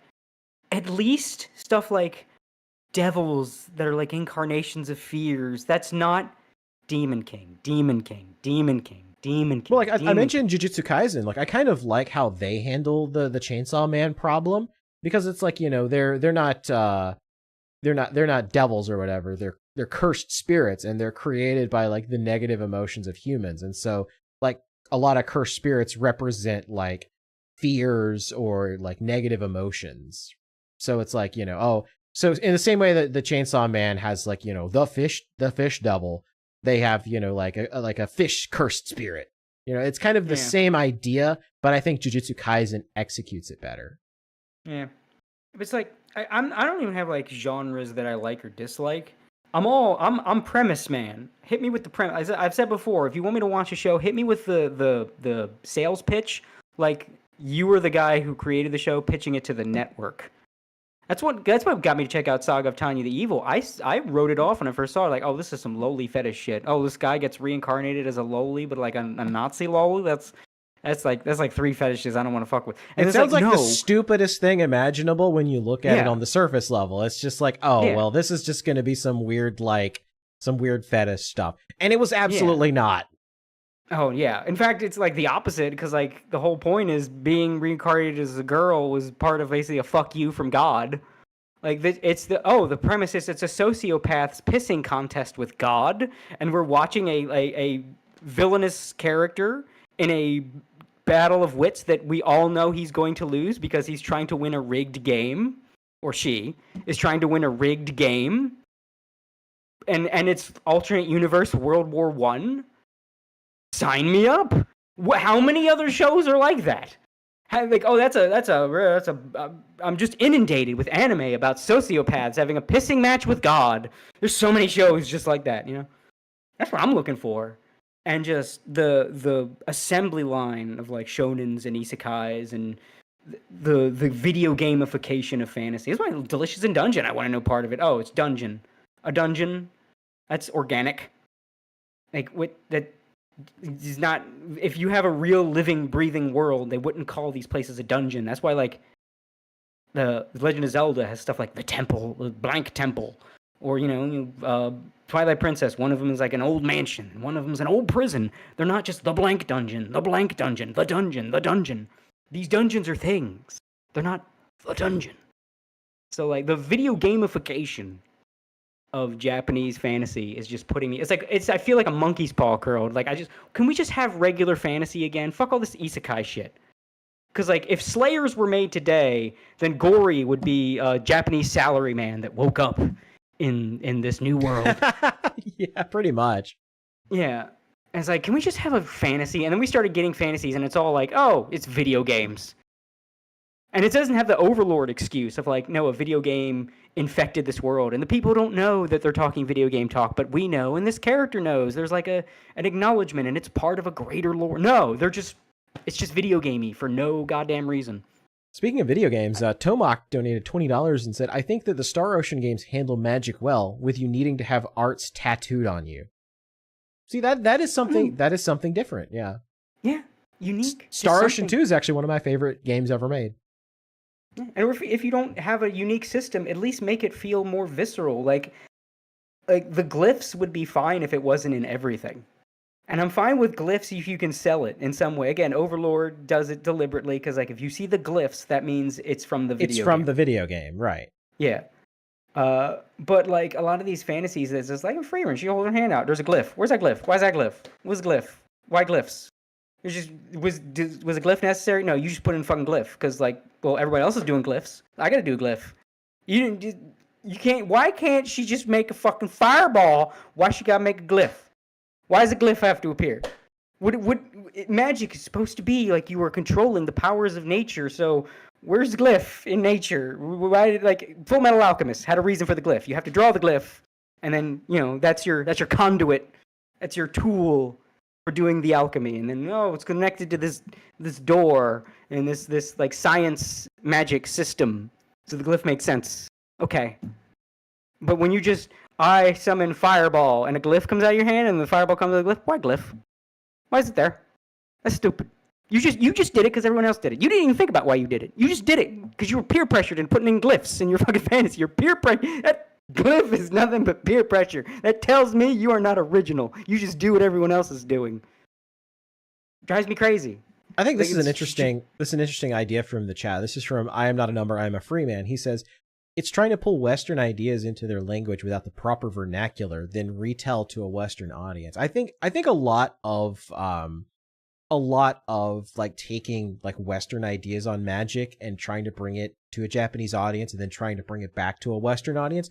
I do think there is some measure of lost in translation that I think like their view of like Tolkien style stuff kind of does get mistranslated a little bit and then mistranslated back into English. But a lot of what it is it's just kind of like a tool. It's an easy tool to be like, well, I have a system of magic, right? Well, how do I display the magic? Well, everybody's using glyphs, so that way the viewer, the reader can know, oh, I'm casting a spell. What spell you're taking? I'm going to cast Magic Missile to attack the darkness. I like Super Iron Bob's reason. He's for $10 says the glyph is just there to irritate Cody.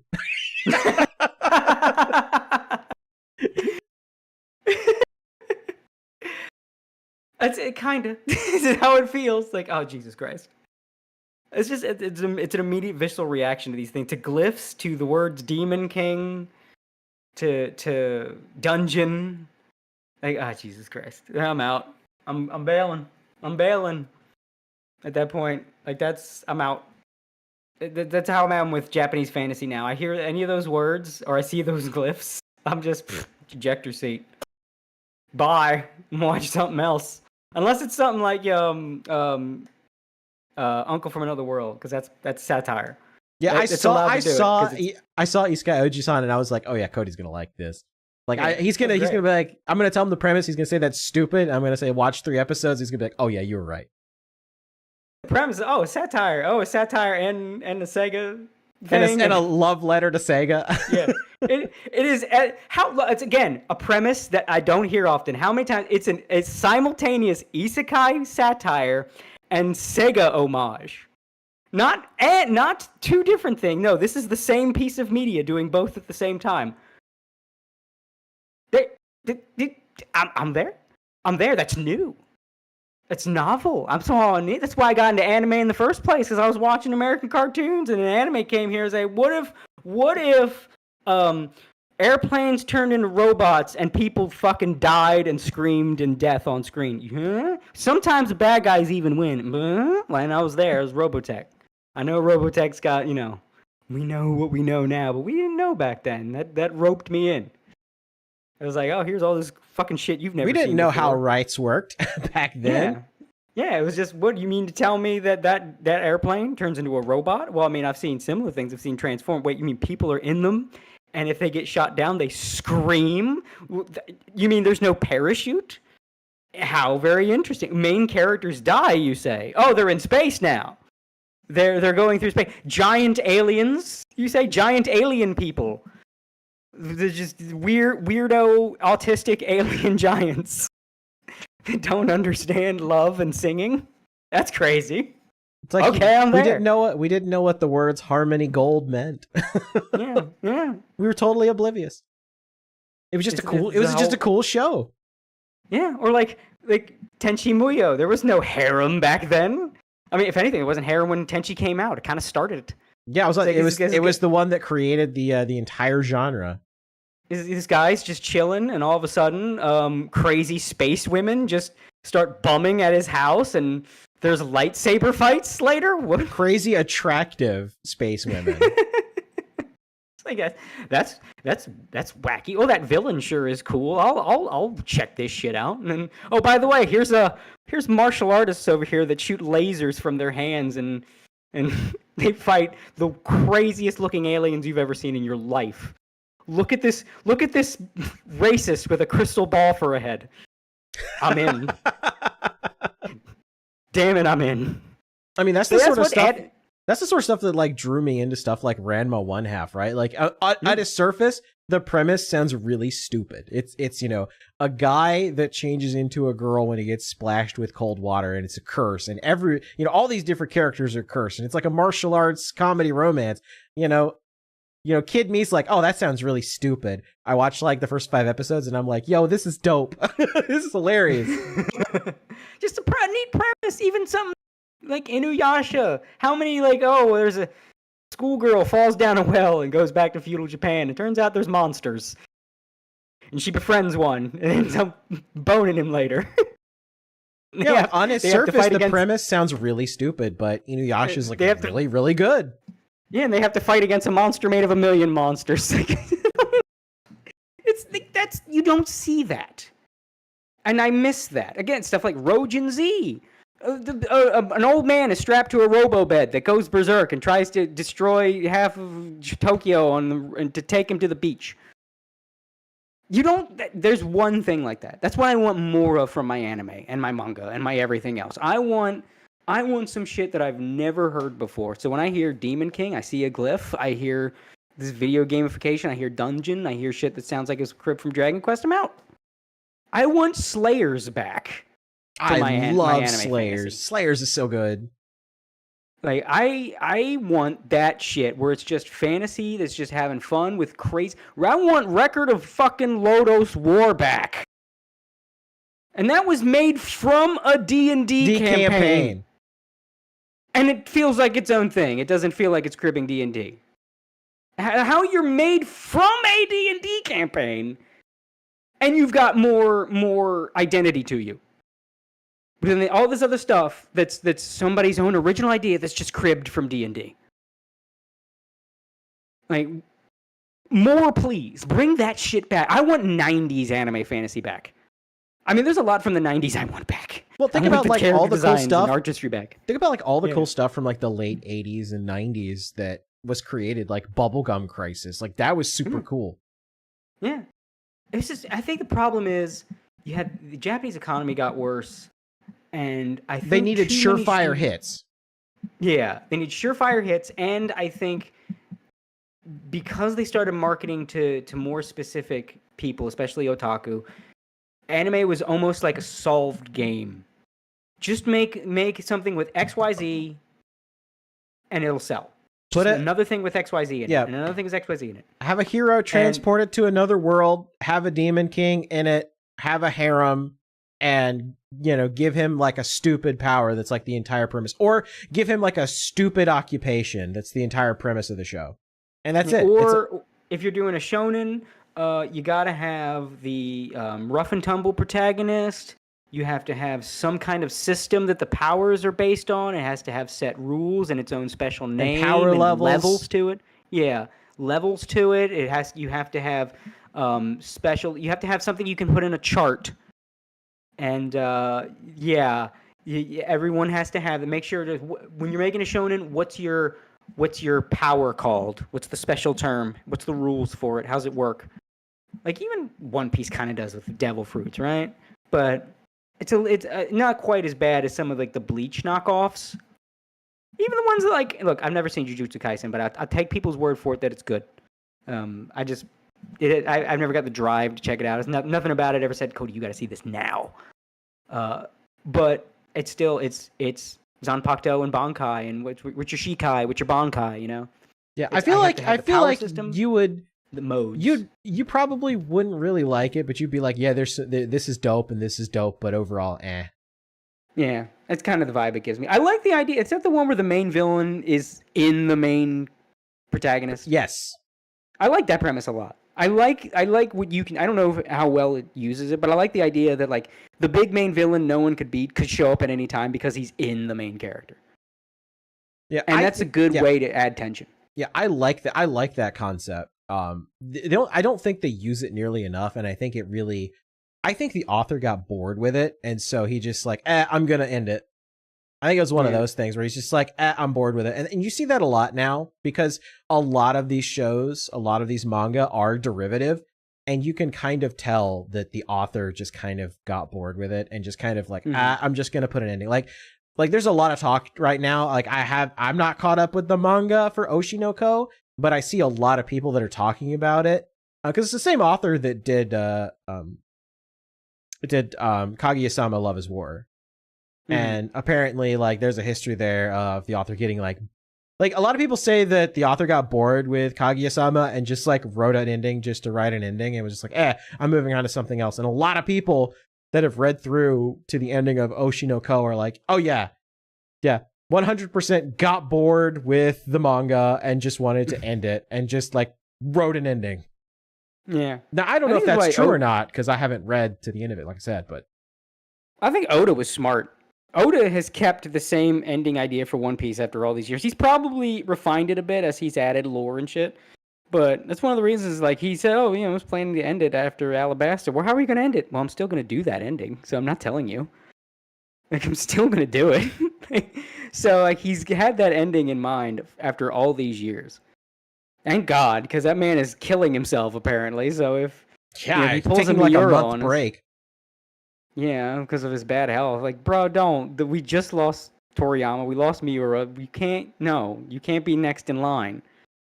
At least Miura, was telling, like, batting ideas back and forth with his buddy. So it was like, yeah, I remember the ideas he told me. And, like, I firmly believe that, too. I know there's probably some people, like, like, how much did he really tell him? Like, let me tell you, as a writer, I can say there are some people I just tell everything to because I'm batting ideas. Like, what do you think? What do you think? What do you think? Like, give me some feedback. I need a focus group. Focus group you. So I get it. And Oda, as I say, man, everything happens to you. We need to find that Make-A-Wish kid that you told the ending to. Right? And hope to God that he's still alive. Like, look. Turns out you lasted longer than Oda. What did he tell you? We gotta know what the One Piece is. I'm gonna be pissed if I never find out what the One Piece is. I need to know. Before I leave this earth, I need to find out what the One Piece is. And if you tell me it's the friends we made along the way, I will punt this Make-A-Wish kid through the ceiling. I'll get you before the cancer does. Like, Well, and especially it doesn't help that apparently after he told that kid, the kid was in tears, and he said as a reply, like, "Wait, what did you think?" He said, "One Piece is beautiful." It's like now the ending is hyped even more. That he brought this Make-A-Wish kid to tears. Now I really need to know what the fuck the One Piece is. I have to know. I cannot leave this earth until I find out what the One Piece is. I don't care. I don't care if you gotta hook me up to a machine. Keep me alive. I gotta know. Before you pull the plug, you whisper in my ear what the One Piece is, and I smile, and then you just pull it, and I flatline. That's it. I don't care if I'm like 400 years old. I gotta know what the One Piece is. Man, One Piece been going on a while. Yeah, One Piece ends, and Hunter is still going. They have plugged Togashi's brain into a computer, and it's still writing Hunter x Hunter. And somehow it also has his back problems. And somehow Detective Conan is still going. They programmed an AI just to make new episodes of Detective Conan. Ain't that kid grown up yet? No, he's still a kid. It's the year 2044. Him and Bart Simpson, man. The fountain of youth over here. We got a super chat here. Tomac for $10 says, "We need more weird shit like Monster Rancher." I loved Monster Rancher. Yes. Yeah. I couldn't get into it, but I dug it. It played it like after school. So it was one of those after school shows, but then it moved around. I didn't know when the fuck it aired after that, and I never got to see them fight Moo. I saw him in the opening. He looked real cool. I would have liked to have seen him. I know. That might be something I may go back and watch. That may be something I actually go back and watch now that I remember it exists, is Monster Rancher. Because, yeah, like, I remember all the characters. What was the eyeball guy's name? Was like Slazo or something like that? Swazo. Yeah. And then the bad guy that kind of was like an anti-hero, later Pixie. And the Monolith. Remember there was a lot of demon girls. I think the people behind that show might have had a preference. There's a lot of those. Because it was like, a species of Monster Rancher monster or whatever, but it was a lot. There was multiple characters that were like those pixie demon girls. Oh yeah, just variations of the pixie demon girl. I mean, it's not very surprising why I remember, Pixie specifically. I was a kid. I was a growing boy. I was like, wow, those are boobies.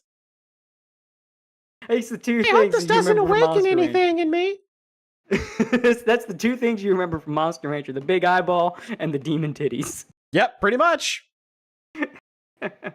Monsters rule. Monsters rule. I'm pretty sure that Monster Rancher is the origin of like all Western guys that eventually watched Monster Musume. I'm pretty sure like if you like trace back the origin and you started asking and taking polls, I'm pretty sure greater than 90% would be like, yeah, I watched Monster Rancher. I would throw in like maybe it was also but I can't think of anything else that would have been like, yeah, Had It Awaken. Yeah, Darkstalkers would be the other one. Darkstalkers or Monster Rancher. Yeah. I'm going to show you this picture of Felicia, and you tell me what you think. Boobies. Super Iron Bob Chess says, "I hate that you're probably right." That's literally what it is. Like for a lot of the stuff, it's like, you're a kid watching anime and you're like, I hope this doesn't awaken something in me. Well, and 10 years later, the bronies exist. Hell, it was a dice roll back in the day because the early days of anime mixed with American cartoons. I mean, depending on what show you had your sexual awakening to, you were either going to be a weeb into some crazy paraphilia shit like Monster Girls or whatever, or you were going to be a furry.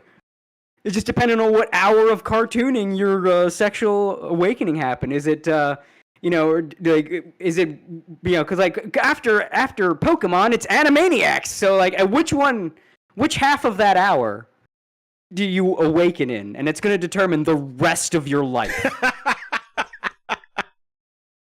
Is it going to be Jessie from Team Rocket or Minerva Mink?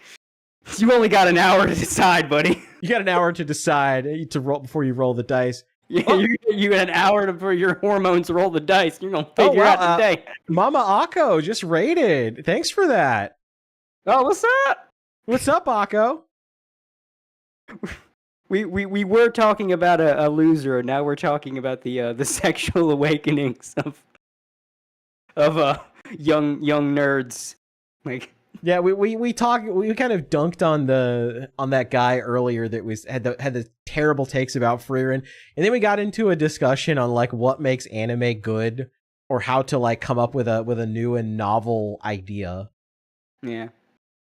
And then it became this. Then we started talking about Monster Rancher and the sexual awakening and like how people got into like different fetishes and paraphilia. I always had a morbid curiosity of what mine would be. If I talked about before that, like I got real zen about puberty because like I didn't want to end up like my cousins. Because puberty hit them like a ton of bricks and they became really annoying. They became like, sock demons. Yeah, exactly. And I couldn't take it. I couldn't take being around them. So when puberty was starting to hit me, I was like, no. I will not become like them. Yeah, I will not. I became like the fucking monk under the waterfall. It's like, no, I will resist the temptations. And I always wondered, if that didn't happen, what would have become of young Cody? What would have awakened him? Because every time something was coming along that was like, I will not fall for your temptations, temptress, with your animated breasts flopping around in my face. I will not. And it was like to everything. It's like, I know what you're doing. I was like, I will not. So it was like, if I wasn't locked in, like the easy joke is furry because I do Cloud Scratcher. But would I have like, because I also watched a lot of Toonami, right? So with that, because we had Outlaw Star, we had Tenchi Muyo, and a lot of people, man, back in the day, that was like the two. You always hear, if you were growing up back then, those were like the two shows.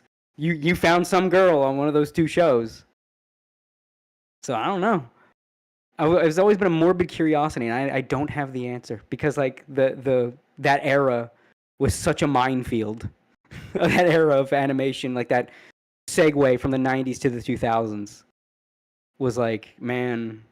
I can tell you this. I can tell animated exactly. Titties were in all shapes and sizes back then. I can say this. Depending on which girl was your favorite from Outlaw Star and Tenchi Muyo, I can tell exactly what kind of VTuber you like.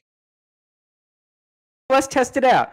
I was never the waifu guy, right? But like, just because I thought they were cool, my favorite from Outlaw Star was Aisha, because I think she's got, again, preferences, gooning aside, that is like peak character design. There's like all kinds of little things I could just dissect on her fucking character design. Like, yeah, that's peak fucking female character design. That's like, of all the main characters on that show, she has the best design. I'm actually like, I have to practice drawing chicks again. So I've like put it like, I'm going to just draw a bunch of women. And she's like on the short list of like, who do I think is cool enough to draw? Yeah, so and I think most people that liked Aisha Clan probably also, liked either Mihoshi or Ryuko, I think. Ryoko was made for Tenchi Muyo because she was the cool one. She was like the badass space pirate. Yes. And like, okay, I dig character designs that are like slightly off the beaten path. Not so much that it becomes like a fucking mess, right? Like some Arc System Works designs, but like when you do something that's like, because like, every other anime girl, right? They got like the same 3 hairstyles. How many fucking anime girls got Sonic the Hedgehog hair? I thought that was cool. Oh, that's different. That's like fucking windswept Vegeta shit on a chick. I like that. I like that a lot.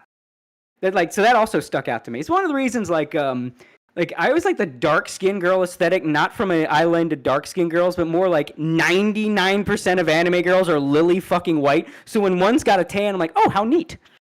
She's different. I guess it's something a little different. You just a crazy hairstyle, outfit, skin color. Hey, looky.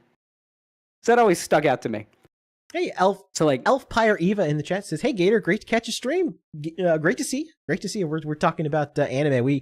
We kind of got over the part where we were dunking on that guy, and now we're talking about cool anime stuff. And I'm trying to come up with. I have this theory percolating in my head that the waifus that you grew up with dictate like what kinds of VTubers you tend to gravitate to. I'm percolating on it. Yeah, so my answer would be From Outlaw Star was Aisha, and from Tenchi it was Ryoko. So And I think that explains I don't know. why I think that explains why you like Pippa so much.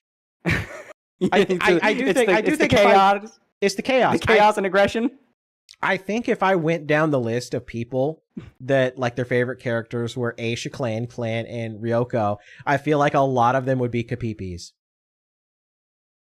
I mean, I guess I could see Aisha screaming that she wouldn't shoot up a Walmart. For the Kataral Empire! Yeah, okay, I can see it. Yeah, I don't know. It was again, I was gonna say, like, I've never been a waifu guy, but even then, I guess the formula still works, even with that caveat. Like, it does check out. Like, now that I'm thinking about your reasoning, yeah, the chaos and aggression. It just felt like it was just more interesting too, because I don't know how it's gonna sound. I'm not trying to sound like a dude on Twitter or whatever, but a lot of anime just has kind of lame female characters. I feel like it's the need for them to be a waifu. You know what I mean? There's just so many girls in anime. It's just kind of boring. They come with like one of 3 or 4 roles, and then like, okay, you're the this, you're the that. So it's like when you get one that's like a little crazy or just has some kind of interesting shtick, like, oh hey, how neat. It's one of the reasons Slayers was cool. Like Lena was cool. I like Lena. Crazy sorceress lady. Supremely powerful. She knows the most powerful spell in all of existence. However, when she casts it, bad things happen. It's like crazy sorceress lady and her himbo sidekick. Like I like that. That's neat. It's like you share when you find that 90% of things you find lame or boring. When someone does that thing in a way that's interesting, it's like sticks out like even more than like, I mean, like I like villains, so like the 90 million fucking cool villains, yeah. And that's another cool antagonist. I like that guy, but like you get a cool female character, it's like, hey, that. Like look at the dogs doing a backflip. And that's why, like, the 90s, we were so spoiled. And you know, like, the stuff that was made in the 90s that was brought over in the 2000s, like, we were so spoiled because we got really good, like, male characters, really good female characters, like, all back to back to back. And it was just like, man. And it just, you like, look at the stuff that we're, like, seeing now versus the stuff that was getting made then. And it's just like, yeah, you kind of get the, like, I don't like to overuse the term slop, but there's a lot of anime slop now that there just didn't exist back in the day. And I think you were right in that a lot of it is just studios are like, okay, you know, the economy is not great. We need to make something that's just going to make us a lot of money. What makes us a lot of money? Waifus. Mm-hmm. And it's like so many of them are just, they're like, anybody listening to this right now, what's your favorite female character in a shonen that's come out in the last 5 years? With the caveat that isn't your favorite because you want to fuck them. You don't want to fuck them. You don't want to marry them. They're just they interest you as a character, as a device within the story, in some way, shape, or form. They entertained you beyond your dick. I'm not even chastising you if you think they're hot, right? I'm not like, you gooner. Gooners exist, but let's be real. I'm not calling you a gooner because you, like, man, I would, you know. No. Who's your favorite for their character? Who do you love for their mind? Like, I guarantee you, it'll be a hard one. It'd be a tough one. I see people in chat saying Frieren. Yeah, and like, she's different. Again, Frieren's not my thing, but I can like, even her design is probably the most interesting design in the show, in the manga. Ezra from Fairy Tail says Elfpire Eva. Ryan the editor says Nobara from Jujutsu Kaisen. I'm calling suspect on whoever said Ezra from Fairy Tail, because I mean, again, now this is from an outsider. I'm not a Fairy Tail fan, but I know Ezra. I have a feeling I know why you like her. I know what drew you to her. Because I'm saying, like, it's just who someone fuckable or wifeable. It's just, Well, and it's I like think- they've all got the same kind of design aspects. Yeah, Even Alfire One says that Piece. she's a girl, she's straight. Yeah. Yeah. Well, Urza, outside of being an attractive female character, Urza is probably the one character in the series that, like, yeah, okay, she has her moments, her fan service moments, but she is also a badass. You know, strong enough to actually beat the main character's ass whenever she feels like it. Yeah. It's like so like the only character in KOF that's a girl I play in KOF 15 is Sylvie. It's like, yeah, I mean, I like the other girls, you know, but like, she's the only one that's like interesting. She's fucking insane, and her ridiculous outfit, and she does crazy shit with lightning and really fun combos to do. It's like, yeah, so I gravitate toward. This is something fresh, you know. You know, oh, look at that. That's different. That's exciting and new. And I feel like nowadays, especially with waifu culture, you know, I think like that kind of shit, it's just kind of ruined women in anime in a way. And I don't mean that in like, oh god, the sexism. No, I think it created that that sort of solved gameplay. I just think it's funny Which that is- Sylvia is based on the Pon chick. Yeah, What was her name? Kiari Pamu. Pamu, yeah, because Sylvie Paula, yeah. I just But think Sylvie's that's like- funny. Her backstory's great. She's insane in the best way. She's fun. She's fucking fun. Like as a character and to play. But you know, it's like, yeah, I like all the other girl characters, but they're just kind of, you know, they don't have that it factor. I don't Mr. feel like a Insane lot of- says he likes Roxy from Mushoku Tensei. I don't know who that is, but okay. But that's Oh, that's Ryan the like, editor says Shinobu from Demon Slayer. That's a really good pick. like Demon but it's- Slayer it's- doesn't really lose, you know, outside of like, you know, one or two moments, they don't really like. That's not really like one of those animes that does a lot of fan service. There's like Yeah, the one or most I've two seen- major The most moments. I've seen is like open shirts, like the cleavage windows. That's like the most I've seen out of Demon Slayer. But that's the thing. It's like so many of them, and you look at the designs are just kind of boring now. Everyone's got the same hairstyles. Everyone's got the same. Oh, Maka from outfits. Soul Eater. That's a good one. I like that one. I really don't like Soul Eater. I'm not gonna lie. And that shows like all style and those substance. Although the style, the visuals are great, man. Soul Eater, the character designs and the way that series looks, 10 out of 10. 10 out of 10. I would love to have the guy behind Soul Eater design like characters for a video game or something that someone else writes. His designs are great. I'll get Maka does, you know, it's not as crazy as like a 90s thing that I would like, but he's got some that are pretty close. I just think like it's the same kind of handful of little things. Like it's fucking the bunny chick from My Hero Academia is the most fucking fresh look. I mean, everybody's kind of like, oh, I'm gonna fuck her. But like that aside, it was like the most like different looking character we've seen in that show or a while. It's like, oh, I mean, you know, still the same kind of long hair that he likes to put on characters, but like tan, muscly bunny woman? What? Okay. That's Yeah, weird. and she was super badass too. Yeah, she did cool shit. Okay, that's different. For all of the complaints of My Hero Academia, I think Horikoshi, like when he landed in that series, he hit it hard. Like it was like, oh, that's so dope. Oh yeah. Oh, absolutely. It's some high highs, some low lows, but I think the high highs are better. I think it's got more highs. Like I think overall it's a better series, even though it has its moments. It was just kind of, but you know, as the sum of its parts, I think it nails it. I think it's good. I think it deserves its popularity. I just think it has one of the worst fan bases. Its fan base is terrible. It is awful, and that's something you see. You know, we're talking about like you know, that guy from earlier and Frieren and him getting like angry at the fan base or whatever.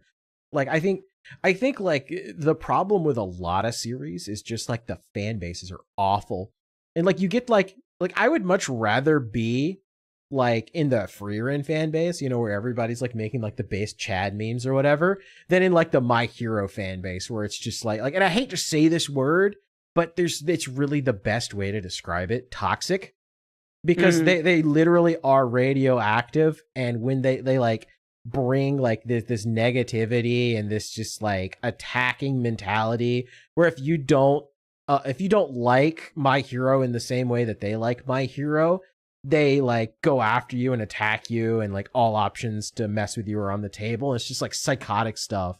It's like, Yeah. oh, you don't like my ship of Deku with the villain? Yeah, it's like any just pick any character, right? I think the problem is that just when you have a series that's like your relatable world, that's like, it's like the world that you live in, reader, but you're special. Or you could be special, or everybody's special. Some kind of specialness in a relatable setting attracts the worst people, because it attracts like the kind of like what's the word I'm looking for? That kind of self-centered, kind of egocentric motherfuckers. Yeah, there's too many people online that think the world should revolve around them, Mhm. and that also think the world does revolve around them.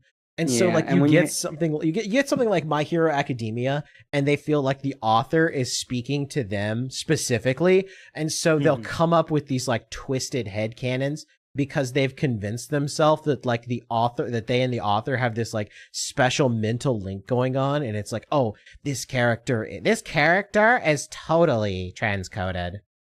Oh, not even just that. It's like when you have, okay, oh, I'm a teenager in high school. This is like my high school, but like He's we're all literally me. special. Yeah, it's literally me, but special me. We're all special, and we have specialness to us, and this powers but they're part of our identity. It's like that is a recipe. It's why Twilight's fandom was like absolutely awful. Cancerous. It's not just and it's not just women. No, it's because what is it? A girl that's just like you, but she's special. The whole this ancient beautiful vampire man, oh, he needs her more than anything. And it turns out that the whole conflict revolves around her because she's so special, and everybody just cares so much about her. It's like Like, if you- Twilight is to like the normie woman what isekai is to like the weeaboo dude. Yep. Like that's literally what it is. It's wish fulfillment and self-insertion. Because the female protagonist Bella like literally has no personality. It's literally like you can just insert yourself into the character and become the character. And that's why it's sold so well. If you combine relatable with special, that's a recipe for disaster fandom wise. Yeah. And that's what we're seeing, because what it that's boils down to. what makes a lot of money in Japan now is, oh, you have this main character who like has practically no personality. He's relatable, so you can insert yourself into his position, and he's special because he's the hero. So you can, so not only are you, it's literally me, but it's literally me, and I am the hero. I am the chosen one. The Chris Chan thing, right? I am player number one. Exactly. That's why I think like one of the ways that Overlord really did a good job of avoiding the trappings of isekai. I made it like perfectly clear from book one. You don't want to be Ainz. He's sad. He's lonely. He can't fuck. You don't want to be Ainz. He's sad and he's lonely, but he's not allowed to feel sad and lonely, because the moment he starts to feel it, his racial skill kicks in and like removes his emotion. Yeah. He can't even feel happy. He one scene where he sees the NPCs bickering and he starts laughing because it reminds him of his friends, and the thing kicks in, it cuts him off. Can't even feel joy. It makes it clear this is not a self-insert. You don't want to be Ainz. Being Ainz is suffering. The whole reason he's taking over the world is he can't tell his servants no because he's afraid what'll happen. Well, he has to be the image of him that they have in their minds. Yeah, he has and to even sort of when fake he that he's even when he all-knowing. messes up and like breaks character, it doesn't matter, because they will rationalize any like break in character as, oh, Ainz is so smart, he fooled the humans into thinking that he actually cared what they think. Yeah. So it's like it makes it clear from the onset this is not a self-insert. This is not a wish fulfillment. This is going to be like a character study kind of thing. And the problem is like you don't want to do, but it's like such a recipe for money. It's just, yeah, you're special. It's you. You're the most special ever, special Mr. Reader or watcher, viewer, man or woman. Like, and this is we're inundated now because the economy's bad and Japan can't afford to. Well, the anime industry can't afford to take risks. They can't even afford to pay their animators. Yeah. So Super so Iron we're gonna Bob get in the another- chat. He says, I think that's less a product of it's profitable, more a product of that's what every wish fulfillment web work is doing. And so much of the anime, manga are wish fulfillment. Yeah, I think that's, another major topic is that a lot of shows now are being based off of web novels. And most web novels are like a ton of isekai. Like not all of them, but a There's lot wish of them are. From the writer. It's like it's Mary Sue fan fiction, but like an original story. It's the same. It comes from the same place of like, this character is super important and everyone loves them because I want to be super important and I want everybody to love me. And you get this kind of media that I equate to like someone playing with dolls, where it's like they're just using a story as an outlet to just play with characters and tropes like they're toys for their own satisfaction, not to tell a greater story. They don't have a vision in mind. It's just banging dolls together to make themselves happy. And then Yeah, and I don't think audience just along for the necessarily ride. there's anything wrong with that. Like, look, I love me some isekai slop every now and then. Like, I'm watching Spirit Chronicles Seirei Gensouki. It's total isekai slop. I acknowledge that. I accept that. I know what it is, and I don't pretend it's anything else. It's isekai slop. And sometimes I love that stuff. Okay? Sometimes I like to watch my slop, okay? See, I got no tolerance for slop. I see slop. Drop the slop. That's what I say. Put that on a t-shirt. Drop the slop. Drop the slop. maybe do like a 90s PSA. Try to make everything cool with shaky letters. You got to drop the slop. So that's why I can't, man. There's like so much. I just go back and watch old shit now at this point. There's like nothing new that comes. I just wait for like something that I like to have a new season or something. There's nothing new. It's like, ooh, I gotta get on that. It's like, then what am I watching that's new? Dragon Ball Daima. The new Dragon Ball. That's it. Oh, wow. Hit me. Tomac just sent $50 and said, I think the first isekai I saw was Hack Side, or Dot Hack. Looking back on the isekai part, that show is terrifying. Yeah, Dot Hack was really, really good. Just the concepts, I don't think anything had done the, you're trapped in the game sort of story. And like the thought of that, like you're in this game, but you can't log out and you're just trapped there. That was kind of cool. Two is like they did it with like a single person was trapped. Yeah. And like everybody else, like everybody else playing. can log out and leave, but like, Yeah. there's this person that and it's like, oh well, they can't log out. They have no memory of even who they really are. And so it's like the other characters are sitting there like, is this really, like a person?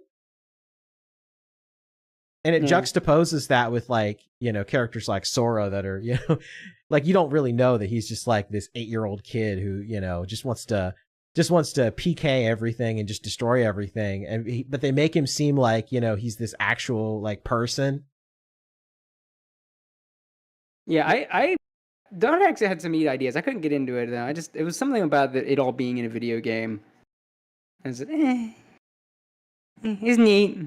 I watched it when it was on Cartoon Network. I think it was on Toonami or one of those. I watched it, and then like when they took it off, I was like, okay, bye. I think it's because also it was this giant multimedia project. It was like, okay, you have a premise. What is this? What are these other 3, 4, 5 games? This giant thing. Like, how much can you make of this? So I just bailed. I wasn't in it. Like I said, I need that. I don't know. I'm too fucking, man. I don't know. See, it sounds how it's gonna sound. It's like my standards are too high. It sounds a But, little like, pretentious, yes. Yeah, I don't know how to put it. Like, man, I don't have a lot of wiggle room. Like, you need to hit me with something, keep me with it, and then if I start questioning shit, you need to have the answer quick, because otherwise I'm gonna bail. I was like, wait a minute, but what about this? You better what about me within a couple episodes or I'm gone. Well, it's a phenomenon I've really noticed, especially now that, like when I was younger and, when I was in school and stuff like that, like I had a lot more free time to just watch literally anything. I found that like now I'm like dropping series more often than I would in the past. And, I have a lot like I used to watch like almost everything every season. And now it's kind of like I'll pick like a core, like maybe upwards of 6 shows to keep like semi regular on. Like, maybe I won't watch it every week, but like I'll, watch 2 episodes in a row or 3 episodes in a row to catch back up. And then I'll move on to the next one the next time I have some free time.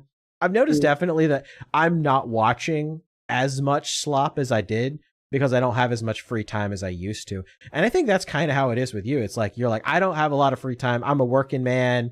You've got a girlfriend and you're like, getting ready to move on to like the next phase of life. And so you're sitting there like, I don't have time doing my comics and shit. Yeah, doing your comics on top of that. So you're like, I don't have the time to like watch this stuff. So if I watch something, I want it to be really good. And I get that. Well, it's kind of how it was even back in like high school. And I've said before, Cowboy Bebop ruined anime for me. As soon as I saw Cowboy Bebop, it was like that scene in 2001: A Space Odyssey where he looks in the monolith and all the colors are going by. He's like, like looked into the fucking beyond the veil. Like that was Cowboy Bebop. Once I saw Cowboy Bebop, I couldn't go back to like, it's colorful and there's explosions. Like I've seen some shit, man. I felt things. Did you see that episode where Jet met his ex and he went and tried to get some closure and he did, but he didn't? Bruh. I can't go back to, hey, it's a room full of girls. I can't go back anymore, dude. I need that next one. I need that next bruh moment. I need that next moment that's going to hit me in the gut. I couldn't do it. Like, new stoves would come out. I was like, oh, it's an adventure with colorful characters. And I'm just thinking back to the church scene and he falls out of the window and the song is playing and it's showing all these flashbacks from his past. Ryan, the editor in chat, says Cody started at the peak of anime and says that it's anime's fault. It's like the peak's fault. I couldn't go back now. It's like now you have to be like close to Cowboy Bebop or I'm just not interested at this point. It's like having your first drink of alcohol be like 100-year aged like freaking whiskey and it's like super smooth and your dad just looks at you and says, well, see, now you're never going to drink because I just gave you literally the best drink you'll ever have and everything else is going to suck, so you're just never become an alcoholic. Yeah. I had a friend that happened to, and guess what, he became a lawyer. He became a lawyer, and guess what? Now he's like, yeah, well, the joke's on him because now I'm a lawyer, so now I can afford the top shelf stuff. It's like, I feel like the anime equivalent of the snooty rich kid from like a cartoon or whatever, where everyone goes like McDonald's, like, well, I can't eat this. I'll have my personal chef prepare me a filet mignon with a side of something Frenchy sounding. Like, I can't eat your fast food. What even is a fast food? I don't see the food moving at all. Like, Cowboy Bebop did that to me with anime. Like, I can't have fast food. Like, even something like, oh, well, what about Dragon Ball? Well, there's, like, shit to appreciate in Dragon Ball. Like, fucking, did you see what Toriyama did with this shit? And this man was just flying by the seat of his pants, and he created a fucking cultural revolution. Are you fucking kidding me? Don't fucking sit here and talk to me like Dragon Ball is popcorn food. Dragon Ball is real shit. Yes, it's silly, but it knows it's silly. Damn it, the final guy in the manga was a bubblegum demon. Don't sit here and tell me that this thing ain't riding on its own fumes. And this is why I like Daima, and I feel like it was the perfect follow-up to Super, because Super took what was successful about Z and leaned into it 110%, where Daima took what everybody loved about Dragon Ball and leaned into it 110%. No, you know what Daima is? It's just Toriyama's GT. Yeah. It's so GT. And I feel vindicated, because for years I've been saying I fucking love GT, and people that don't like GT saw the dub. Because the dub did turn GT into shit. But I love the dub GT. was not very good, yes. It was fun, man. It's on a totally different show. And it was a bad They show. phoned it in hard. Oh my god, man. Oh my god. But like, nah, GT was fun. It was the closest you got to old Dragon Ball meets Z until Super came along.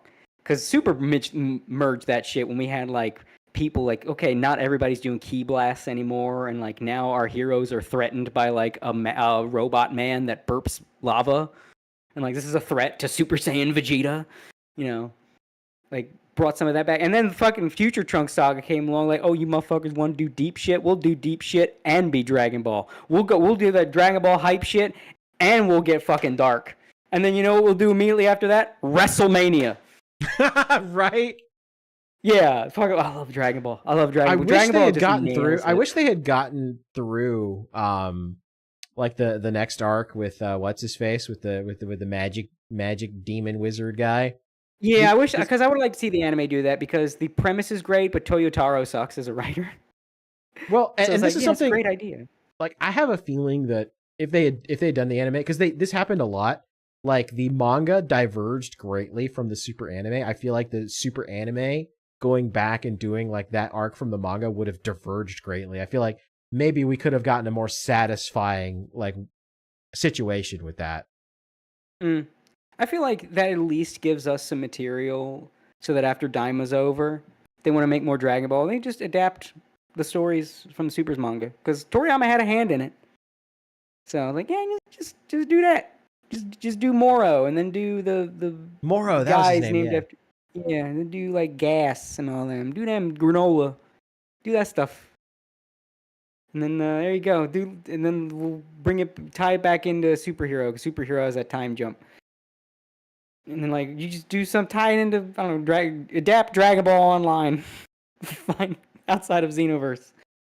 I still love that to the end. Toriyama was like, no, that Korean MMO is fucking canon. Yeah, I love that. I talked about it before, but like we see it in Daima. And he's connecting it to Dragon Ball Online more. Yeah. This thing where like Toa and Mira, blue, pointy eared, but they're from the demon realm. She's Dabura's sister, but she's blue. Oh, well, the blue demons come from this. We've now established and explained the blue demons. So there you go. Further connections. Say, okay. I love that. Like, yeah, Toriyama made the story for this little Korean MMO, and he was like, "Nah, bro, that's the canon That's ending. canon. This is That's just canon. It's the canon. Literally how it ending. ends. That's the ending, not just a canon side story. No. This is what happens to everybody. This is how it ends. All of this is leading up to a dead Korean MMO. I love it. That's peak shit. That's peak shit. That's why I love Dragon Ball. That's why I love it. That's why like all these other shonens, I yawn. Oh, we got another shonen. This looks like kind of like Bleachish. But it's crazy. Oh, but it's violent. Oh, it's good. Oh. Well, see, and it's funny because Oda was an assistant for Toriyama, and you can kind of see like a lot of the same. No. He was assistant. He was assistant for the guy that did Kenshin. Oh, that's right. He was assistant for the guy that yeah. did Kenshin. Yeah. I think it was like removed from a Toriyama assistant, but no, he did the guy. And One Piece again, unique. Look at that shit. How many shonen anime are about cartoon pirates? Like Looney Tunes pirates that like actually super serious? Rubber Pirate Boy. And this shit gets heavy and goes hard. Yeah. And everybody gets their powers from fruit. How many series? Oh, fucking none except for the one. That's what I want more of. Anime, manga. Everybody's around copying everybody's homework. There was one that made me so mad. There was a manga that looked like it was going to be amazing, the greatest thing ever, and then it ruined it with like lowly gooner shit. Like actual like check this man's hard drive bullshit. Oh no. It was a manga called Keyman, A Hand of Fate or something like that. It was Keyman. You look at it and it's amazing. You hear the premise, right? You know the main character of Keyman is? It's a T-Rex detective. What? How did they screw that up? Well, I mean, yeah. Pull it up. Just look at it. Look at it. Just look at the art. It's crazy, like manga meets American comic book. All the sound effects are in English, like English style onomatopoeia sound effects. It's got the craziest, coolest art styles. Like, this is my new favorite thing. And then just here comes the little girl. Uh-oh. Oh, no. And then, like, they had some chapter where, like, the little girl was going shopping with this other female character. And I was like, I'm out. Eject your seat. You fucker, you betrayed me. Stab me in the fucking back. You made me think this was gonna be the next Kino. Pull that shit up. Show the people. Show the people what Key-Man looked like. They need to see. Like, show them the main character, the dinosaur man, the fucking dinosaur detective. Yeah, let me find the dinosaur detective here. He's the main fucking character. He's literally just T-Rex detective. There's just the animal people in this world for no fucking reason. There's humans, there's animals, there's crazy mutants. No reason. There's just whatever's cool.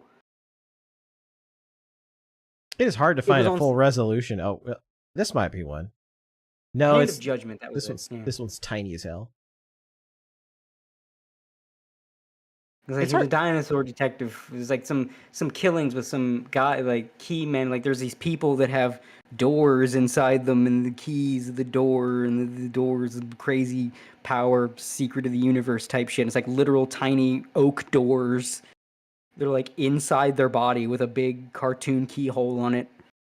It's like some Mario and some crazy eldritch shit. Yeah, that's the main character. Is the fucking that dinosaur. Dinosaur wearing a hat and a suit. Yeah. It was nuts. How did they drop the ball on that one? That's what I want to know. Because they couldn't bear to put clothes on the little girl. Oh. I don't even think that it was that little girl. I think it was like blonde, another one of those kind of like vampire lolly, but she has like a true form where she's adult with big breasts. And then like, well, then why isn't she just that? I fucking hate that excuse. Oh, it's vampire lolly. Oh, but she's got an adult form. Why isn't she just in the adult form? Why is she a lolly? Why did she turn down to a little girl? Why? What's wrong with a vampire woman? Everyone loves Morrigan. I know she's a succubus, but she's vampire looking. Just do that. Just keep it there. What's on your hard drive, fella? I know it's drawings, but there is a point. It's like Dance in the Vampire Bun. You can't fucking show me Dance in the Vampire Bun and tell me that the guy that does that shit ain't need to have his hard drive checked. His hard drive check. Yeah. Look, there's a line between like, okay, whatever, it's a cute thing, and then, bruh. It's presentation. It's all about presentation. Look, there's a line that once you cross it, you basically just become Mr. Girl. Yeah, exactly. It's like, look, straight men don't draw bara porn. It's like on 4chan, the green texts. It's just like, I'm pretty sure the OP has sucked a dick, and this is his justification. Yeah. It's kind of the same thing. It's like, why'd you draw that? You didn't have to draw that. You drawn anything, but you drew that. Why'd you draw that? Like, I don't think Kentaro Miura is suspect because he drew Shirka's ass once out of the 20 kajillion naked grown women. But when you're drawing 20 kajillion naked grown little girls, I have to ask questions. Because you chose. Like, I am in the middle between the two camps on Twitter that are always fighting. I am right down the fucking middle. I do not think that it's pedophilia. But I think, you know what, though? Why'd you draw it? Maybe you have a good reason. I'd like to know that reason. Like, it's like the lolly VTuber thing. I get why a lot of girls would do the lolly thing. They want to be small and cute. That's a very girl thing to do. I get it. But like, it's motivation. It's context. Context matters.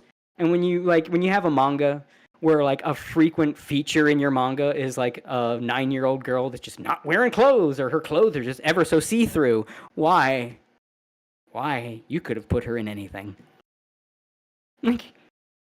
I don't think there's anything creepy about Rachel from BlazBlue. I know a lot of people focus on Rachel from BlazBlue, but you look at Rachel in BlazBlue. She's just a goth lolly. She wears a lot. She has not got her 7-year-old ass out.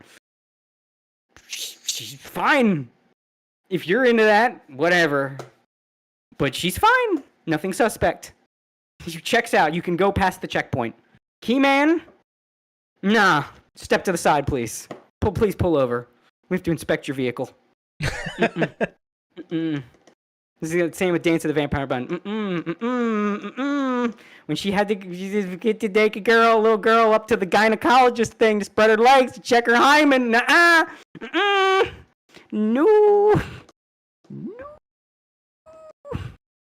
Yeah, there is definitely a line that some things cross, and it's like, no, you don't want to cross that line. Versus something like a character like Shaltir Bloodfallen, which is just leaning into and kind of making fun of the trope. Yes. And like, what is she naked once because she gets revived, and then Ainz throws a blanket on her to cover her up? Like, yeah. It's leaning into the fact that this guy, each of the NPCs were made by a different person. And who would the Gooner make? Well, we have Albedo wasn't in the web novel, but yeah, light novel. We have Albedo. That's the Gat Moe guy made that.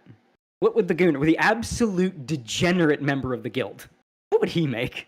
He makes the vampire lolly, of course. Yeah, exactly. With like 1 million fetishes. Yeah, it makes sense. In context matters. The context here checks out.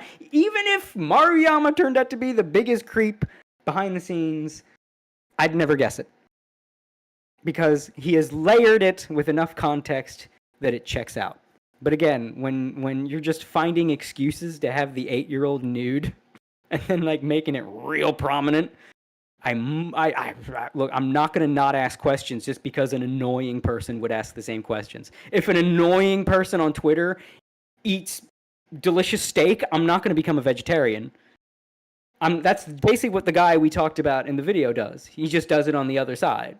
Oh, right. My enemies think this. It must be wrong. No. If the person I hate more than anything in the world asks the same question I would, all that tells me is, hey, look, you know what? Even we can find common ground. Yeah. Like, I think conversely as well, like, just because some of those people are weird, it doesn't mean like all of it is weird. Yeah. Because I think that this is the problem, is that you get people that come from like either extreme, where it's like the people that like, all of it must be defended or none of it. And it's like, no, there is clearly stuff that crosses the line and I am not comfortable with. Well, you gotta have a checkpoint. You gotta have that mental police checkpoint. You can go through. Okay, like, Shaltir Bloodfallen, yep, you've context, you can go through. Dance of the Vampire Bund, nah. Officer, arrest this man. You just put, what you do, it's like the Papers, Please game, but instead, it's like it's Papers, Please, but you like have like pictures of anime, like crossing a screen. And you have Vito in the booth, and you just kind of gauge his reaction. And if he gets like really excited, it's like, nope, you've been denied. You get a brain scan because he'll lie. He'll lie. I'm like, no, I don't like this at all. Oh, I see his neurons are activating. I was about to say, what's with these neurons, buddy? Kick Vito the game. Yeah, it's like like I would say at least like 85% of the discourse on Twitter over that stuff is like, you can just, these people are just being stupid. But they're, you can't, some of it you can't defend. You shouldn't defend you should not defend Digibro. It's a great example. He's like the one, it's like, no, you should not defend Digibro at all. Like he is one of the bad ones. Yeah. And like the whole like, and look, I'm gonna say it. I get there people using it ironically as a joke, so I'm not counting that. All jokes and irony are removed from this statement. If you're running around saying "cunny" as part of your vocabulary, I don't know. I don't think that it is removed from. No, you're suspect. I don't.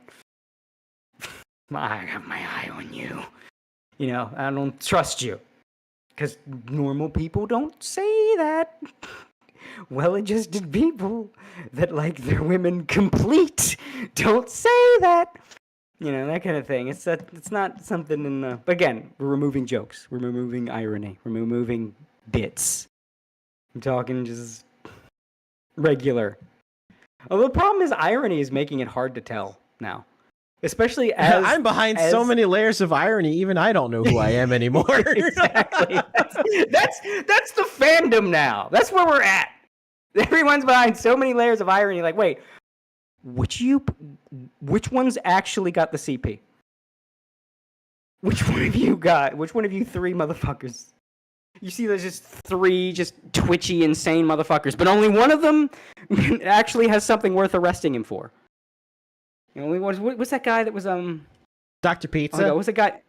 No, it was that guy that was like said he was married to the one like Kotoka's husband or something, and then he turned out to actually have CP, and then he got arrested, and then he was on probation, and then during his probation he was bragging that he's breaking his probation by downloading more CP. Oh, was that talk about the dude that said they didn't like find his thumb drive or whatever? Yes. So I remember this. Yeah. And then they literally just came back and and picked him up. Yeah, he is not unique. But it's hard to tell which one is him now because like I said, everybody's in 3 layers of irony. Everybody's trolling because of these other people that are super sensitive about it, so they're trying to piss them off. So it's like someone in chat might remember who that was. Who's got the thumb drive? Oh fuck! I almost had it. Mad Lad, something like that. Oh, someone chat says Mad Thad.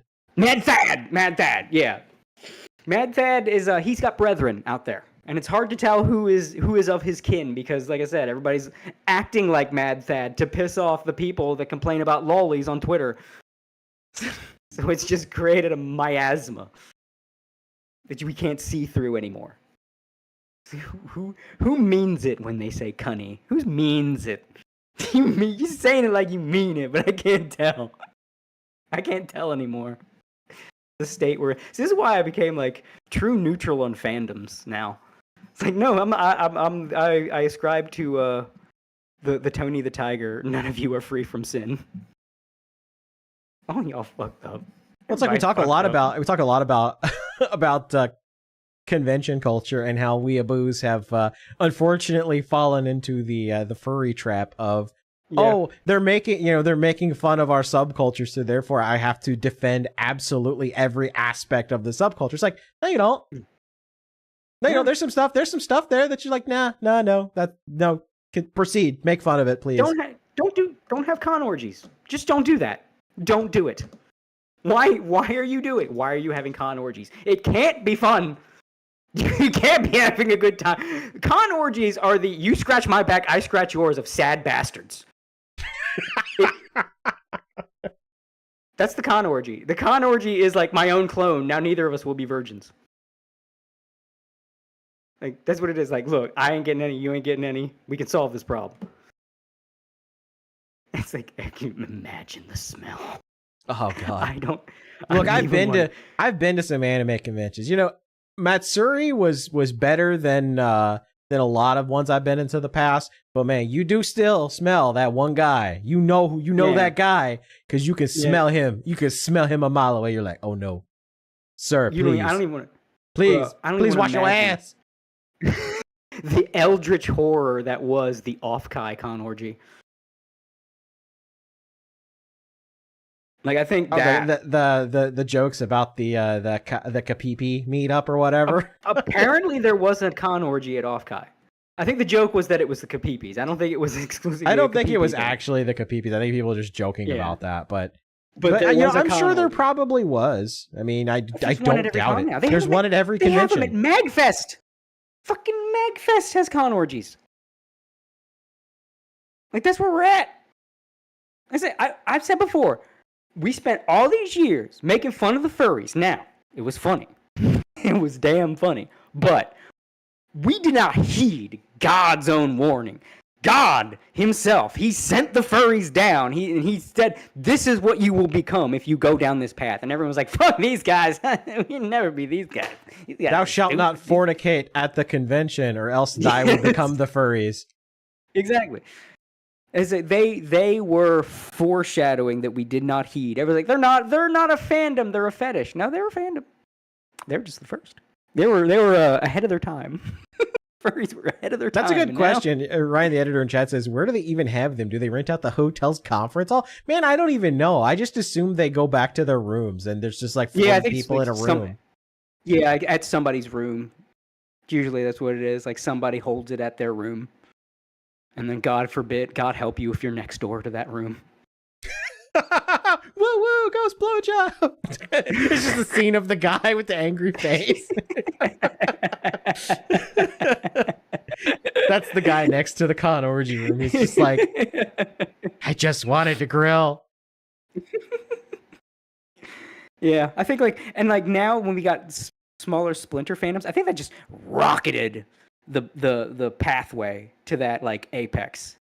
Like the bronies went from 0 to 60, and I don't think I think you say, well, they're like furry adjacent. I don't think so. Like, yeah, they had a lot of the furries that became bronies, but that wasn't what made the bronies. What made the bronies was that show was autism catnip. Yeah, like Sonic the Hedgehog. That's why the Sonic the Hedgehog fandom is what it is. It's just, it hits the right notes for like the autists, and so everybody in that community is like hyper autistic. Yeah, it's not like people think it's the forest for the trees shit. Like they're thinking, oh, the anthropomorphic animals. That's what it is. It's furry. No. The anthropomorphic animals helps but in a different way, because it's big eyes, bright colors, very visible personalities, and the anthropomorphic shit lets them be just human enough that they're relatable, but not so human that if you have like crippling social issues, it repels you. It's humanish.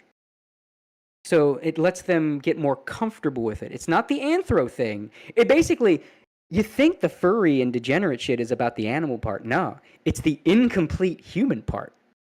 So you have that with the big eye, big, expressive, welcoming eyes, bright colors, easy to tell personalities, no guessing, no any kind of like social blockage. Everybody's announcing who they are loudly to you.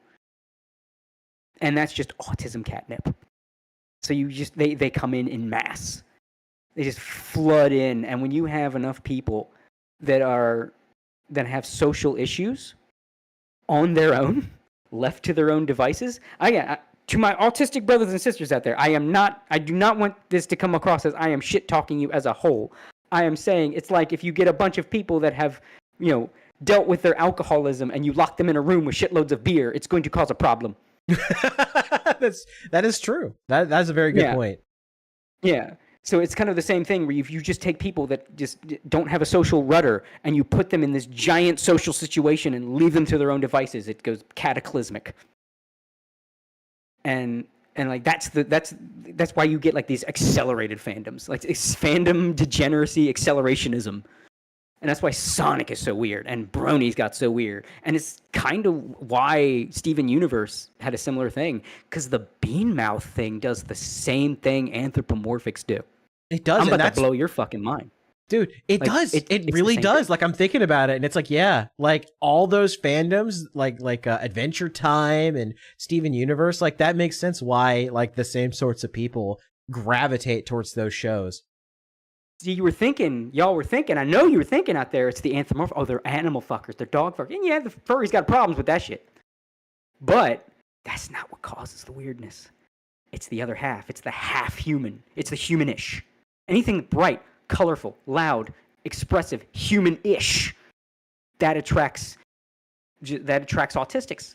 It attracts autistics, it attracts the socially maladjusted, it attracts people with social problems. Because they're not so human that those social problems in the back of the brain that they're not thinking about kick in. And like the Beanmouth, Adventure Time, everybody looks humanish, but no one looks entirely human in that show. But there's no anthropomorphics. I mean, I think there's like a couple characters, but like that's not what's attracted them. It's the slightly askew Steven Universe, the Beanmouth shit. They look humanish, but not entirely human. It's the humanish that brings out that craziness. And like, I think anime is kind of getting there because the anime starts getting more and more anime looking. Like those little anime, right? The people still had noses. They looked more realistic, even when it was stylized. There's still that general human shape. Now we're getting the nose is gone. Sometimes the mouth is gone. They're getting more and more human-ish. And I think that's also causing the anime fandom to go tits up a little bit. This is sort of my conspiracy theory, but it checks out with everything else. It's blowing your mind right now. I think that's what's causing a lot of this. It's the dehumanification of anime. You need that human blocker if you're going to keep the weird shit out. Put a nose on it. Put a nose and a human face, and you will dilute some of that craziness. That's my the human shield theory. Yeah, and you know it makes a lot of sense. Yeah. I'm wake up, people. Wake up, sheeple. This is the real red pill. Don't let showing you where. Don't let your autism take over and lead you into a con orgy. Exactly. Like this is how we really deal with degeneracy in fandom. We just got to make everything look more human. 1776 will commence again.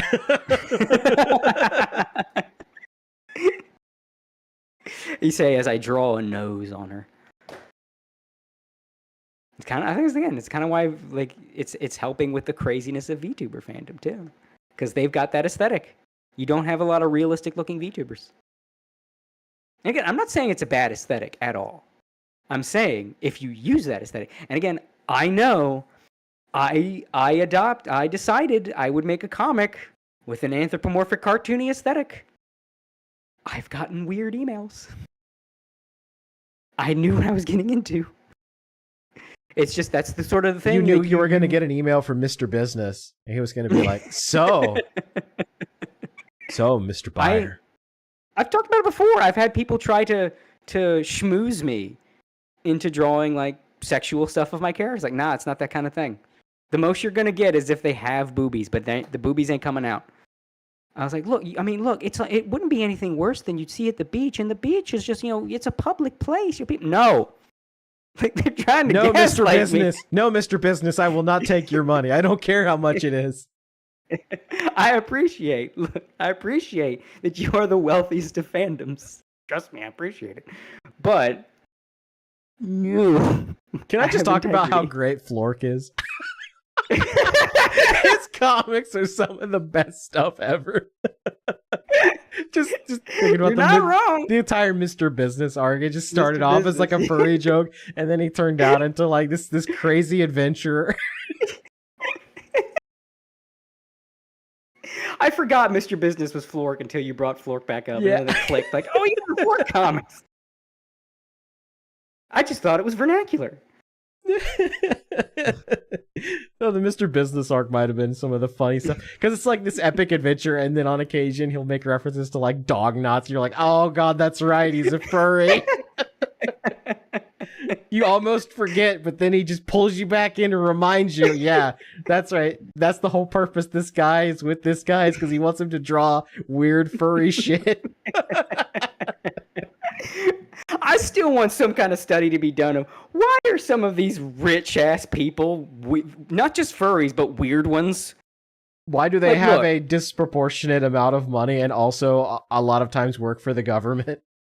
Yeah, like, okay, look, if it was a lot of like rich furries, just regular furries, right? I know we joke about all furries being degenerate, right? But they're so big at this point. There's regular furries. I've been friends with them. There's just vanilla furries.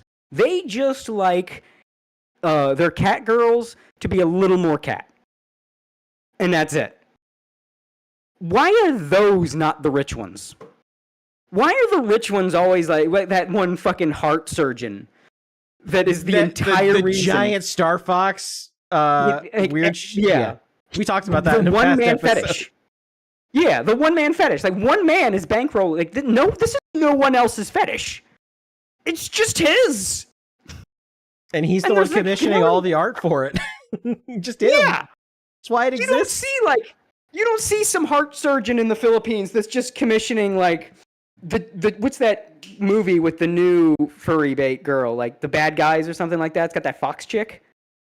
Like, You don't see a rich heart surgeon. Yeah, I just want to see her naked, like getting railed from behind by some dude, whatever. No, it's always the rich guy. Like, yeah, I want to see like inflation slime porn.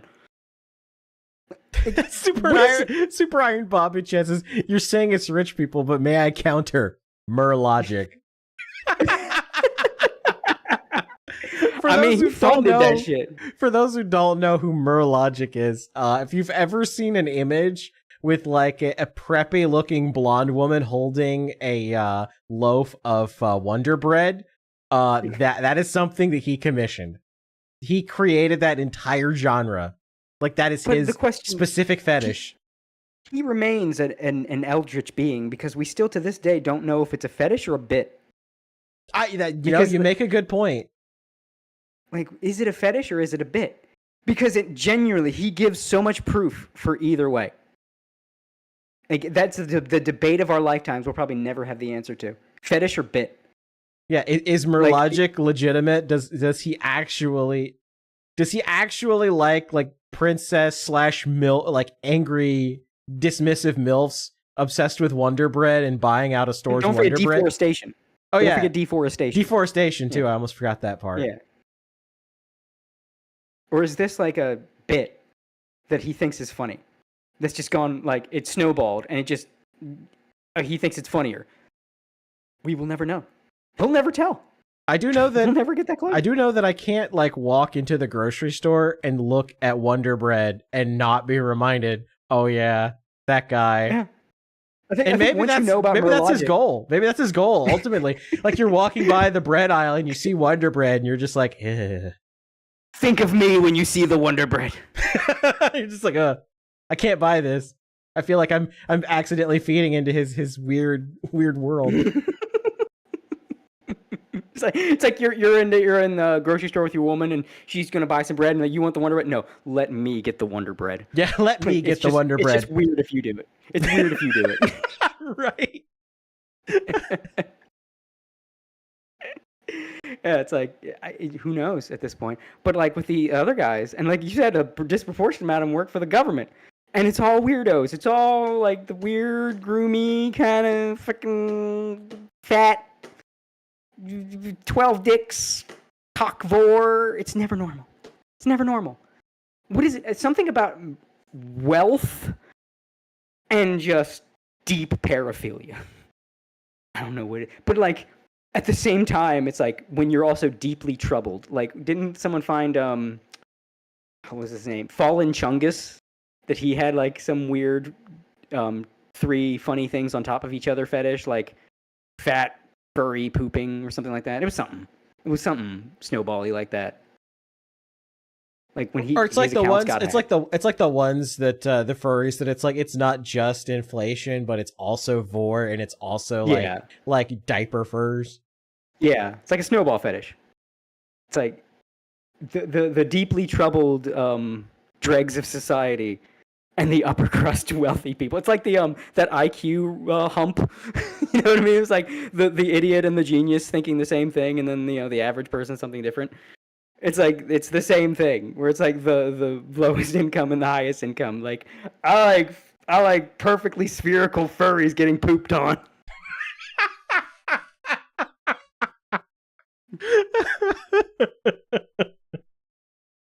This is a fucking... I genuinely want an answer for this because this is like so consistent. There has to be some kind of like solid foundation for why. Listen.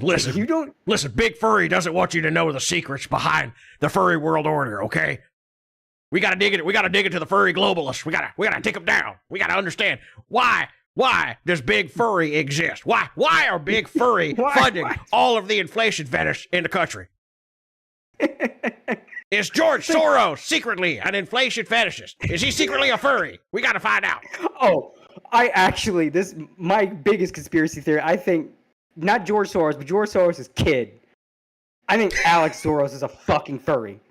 It's on the down low. He hides that shit. But I 100% believe that Alex Soros has weird furry porn on his computer.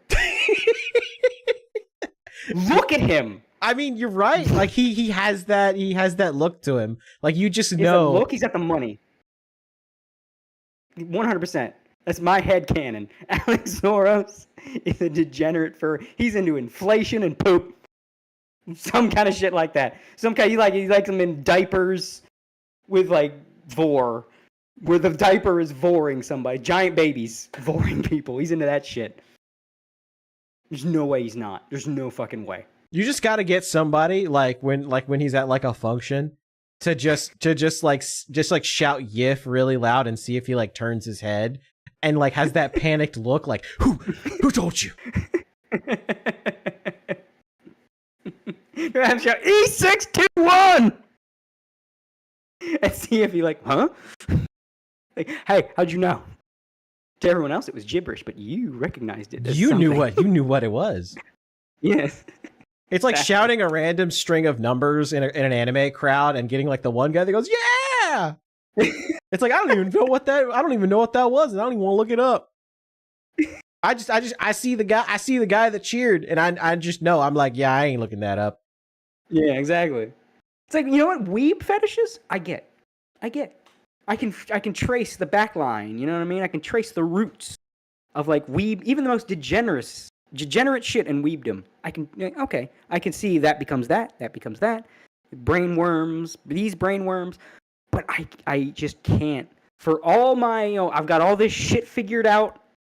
For all the shit that I got figured out, I cannot for the life of me figure out why in God's name so much of the upper crust of society are not just furries, but the weird ones. I think, like, the only rich person I think isn't a furry is Elon Musk, because that motherfucker's a weeb and a half. Yeah, see, Musk fell into he likes cat girls, but he draws the line there. Yeah. Like, Musk is like, he's got Rule 34 on deck. He got folders, but it's like his favorite anime girls, He's old Reddit. I've said before, he's old Reddit. Dude, I would love just to pick his brain about anime. Like, that would be, like, if I had to pick, like the one guest that's, like, that's, like, instead of, like, a 1% chance, like, a 5% chance. Like, he would be the guy. Like, there is a universe in which, I could see it being possible for Musk to be on Anime Boomers. Like, it's very, very, very slim chance, but not completely impossible. Like, we got to build some clout, and then we're going to go for it. Because he not only have opinions, they're strong opinions too. Yeah, and he has not just strong opinions, but he probably like knows exactly like he can explain yeah, this is his favorite show, and he can explain to you why. He's on some Toonami shit, and he owns like a statue of whatever girl he likes. He like all of the statues because he's got Elon Musk money. You know what I mean? Like he's got that. He's got his favorite Tenchi girl and every merch that's ever been made of his favorite Tenchi girl. I guarantee you, he's got a favorite Tenchi girl. He seems like a guy that's got a favorite Tenchi girl. He seems like the kind of guy, and like he like goes back and you like see his like room full of anime stuff, and he's like, yeah, and this is the statue I got of her. And it's like, yeah, that's it. That's it. He probably like, he wants to. What's that guy that does all the paper craft of the one girl? He's talking about the guy like the rich kid that just spends his days doing paper craft. What's his name? I know who you're talking about. Oh my god. But Elon Musk would hang with that guy. He'd fuck with that guy. Like, yes, he'd hang with him. Yes, 100%. What's the kind of thing? It was like it's the most harmless schizo I've ever seen. Tobin Jacobs. Yeah, like Tobin Jacobs he's not okay, but he's okay. You know what I mean? Yeah, like that dude. One of my favorite things that he did was he made the giant walkway of Pakoras with a gun. Yes. And I immediately and then someone put it to invisible. Yes. That is one of my favorite things ever. I was like, and it's got, Snake walking down the hallway, Big Boss walking down the hallway. and it's the Pakora, the line of Pakora. Tobin Jacobs, it's like, you ever see someone that scares you, but they never hurt you? Yes. That's how it's this weird uncanny valley. It's like, you're all right, but I'm unnerved. I'm unnerved, but you're all right. I think it's when he made that room where was on the walls and ceiling and floor of the one girl. But you know what? Of a rich kid that's clearly got some issues and kind of living off his rich parents' money, that is about as harmless and good natured as you can get. He just spends his time in the house his parents got him, and he just makes papercraft. God bless you. You give me the willies, but God bless you.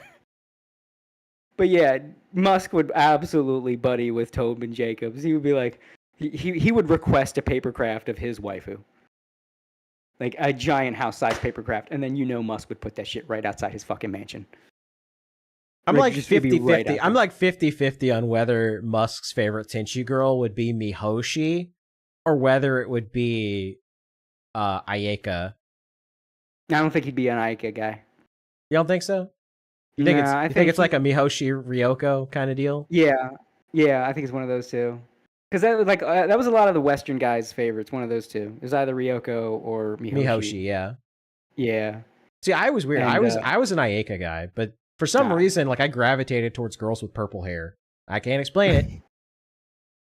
Like I liked Shampoo when I was a kid watching Ranma. I was like, yeah, Shampoo, crazy Chinese lady. You like a girl with a little lean mixed in. I guess so. Maybe that's why I like Doki Bird. That's why I like Mari _Ian and Doki Bird. There's just a little lean, little fent in there. Little lean mixed in, either in the hair or in the mannerism. Yeah, I think Musk 100%. Because he's like the #1 Diablo 4 player in the world. Right. Ryan's calling out my alma mater, ECU. Yeah, we are the Purple Pirates. maybe that has something to do with it. I got purple in my veins.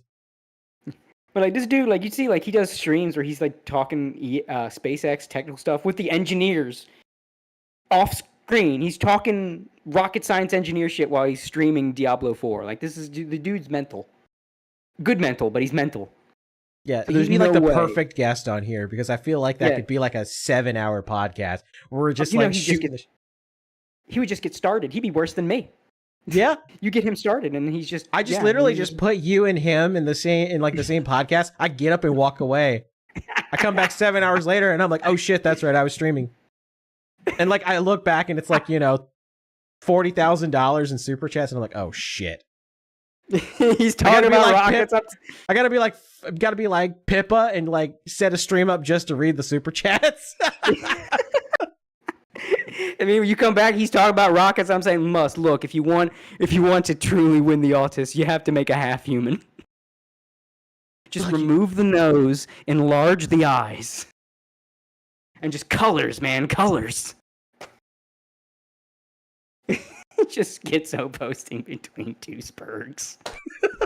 But see, that's like the best episodes when it's just like pure schizo posting.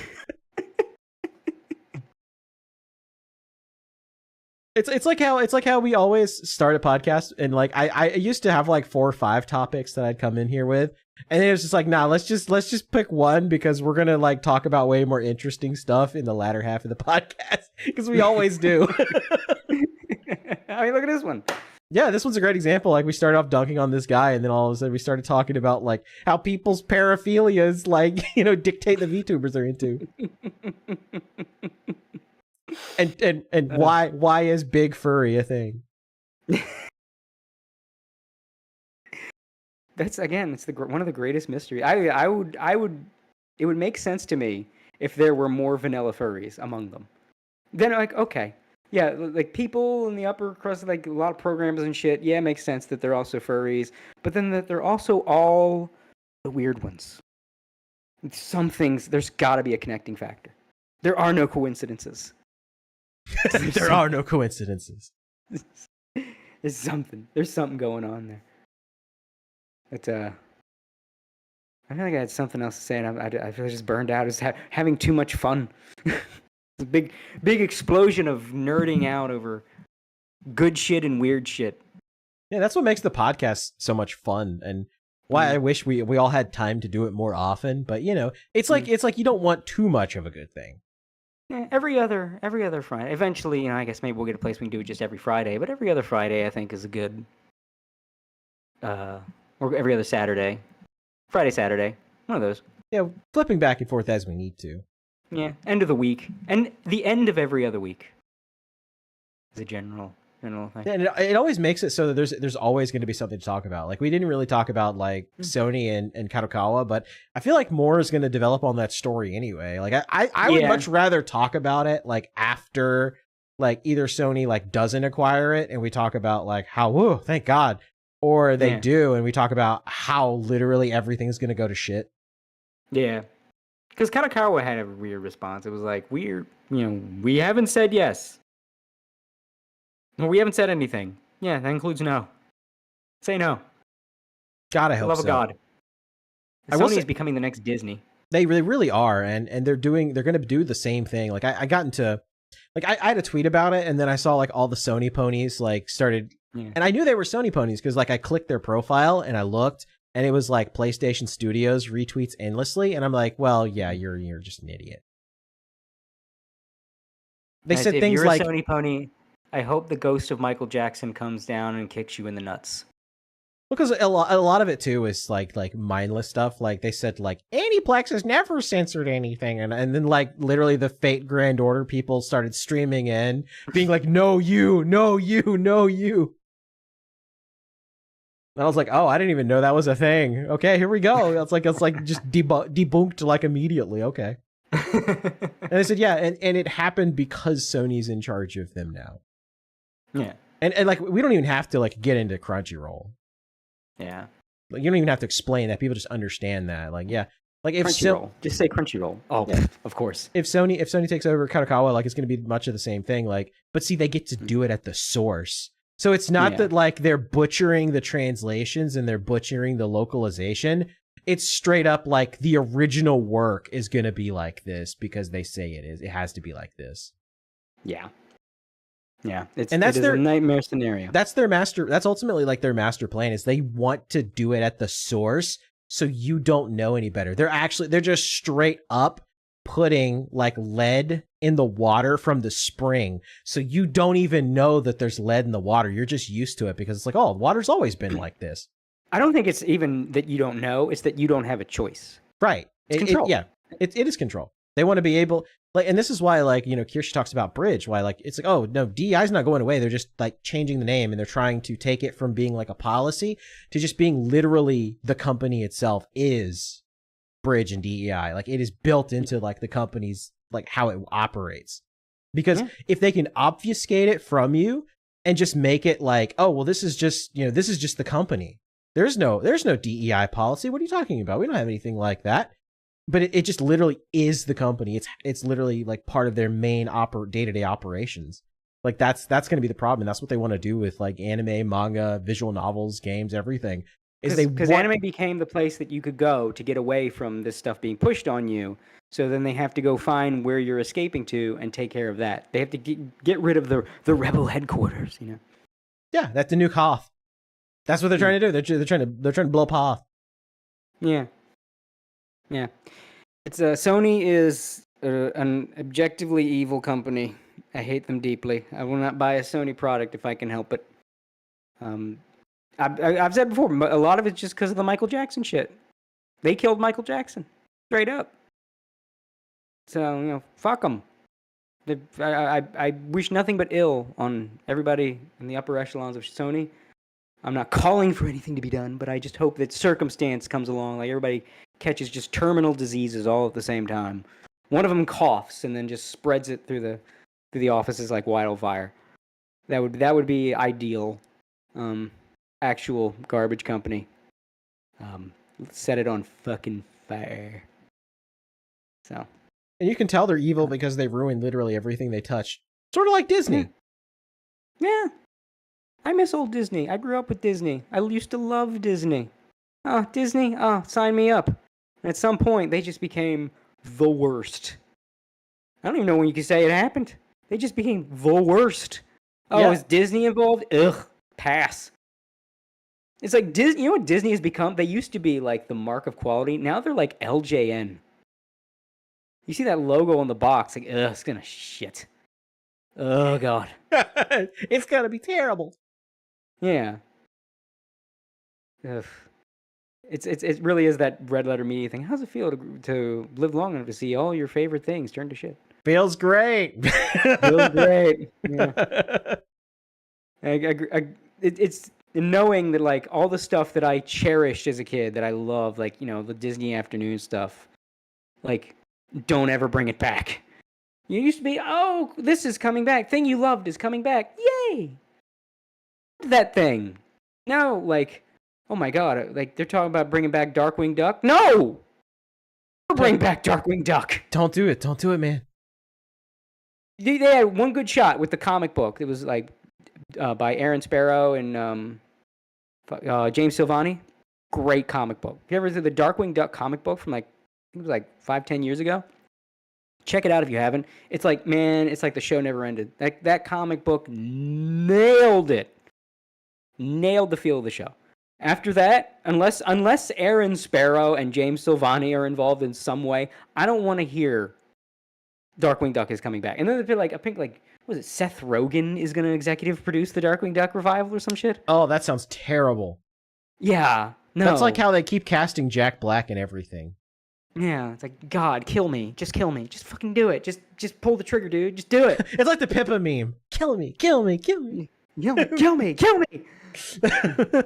Yeah, that's how I feel. Darkwing Duck back. I mean, look, DuckTales, when you brought that back, it was all right until it wasn't. Until first season, really good. Until the author's barely disguised fetish, where the guy was talking about Latina ducks. Yeah. Look, the first season of the DuckTales reboot, Kino was great. Second season, it's starting to fall off. It's pretty good. It's a good season. But season 3, oof. Season 3 was like when in an old comedy or like a Red Letter Media bit, when someone like falls off screen and you just hear all the pans. And you just hear like everything crashing down and the just the domino effect that's going on off screen of all the pans hitting the pans and falling on the floor. That was DuckTales season 3. All the piss bottles clinking together. Yeah, exactly. Just all of them breaking. I almost died. So yeah, that was like a good example. Like at the season finale, I think it was 2, right? It was something like, oh, the triplets, the nephews, their mom is actually stuck on the moon, and they play a little sting of the DuckTales moon theme. Oh, that's neat. That's a neat little nod to the fans. Cool.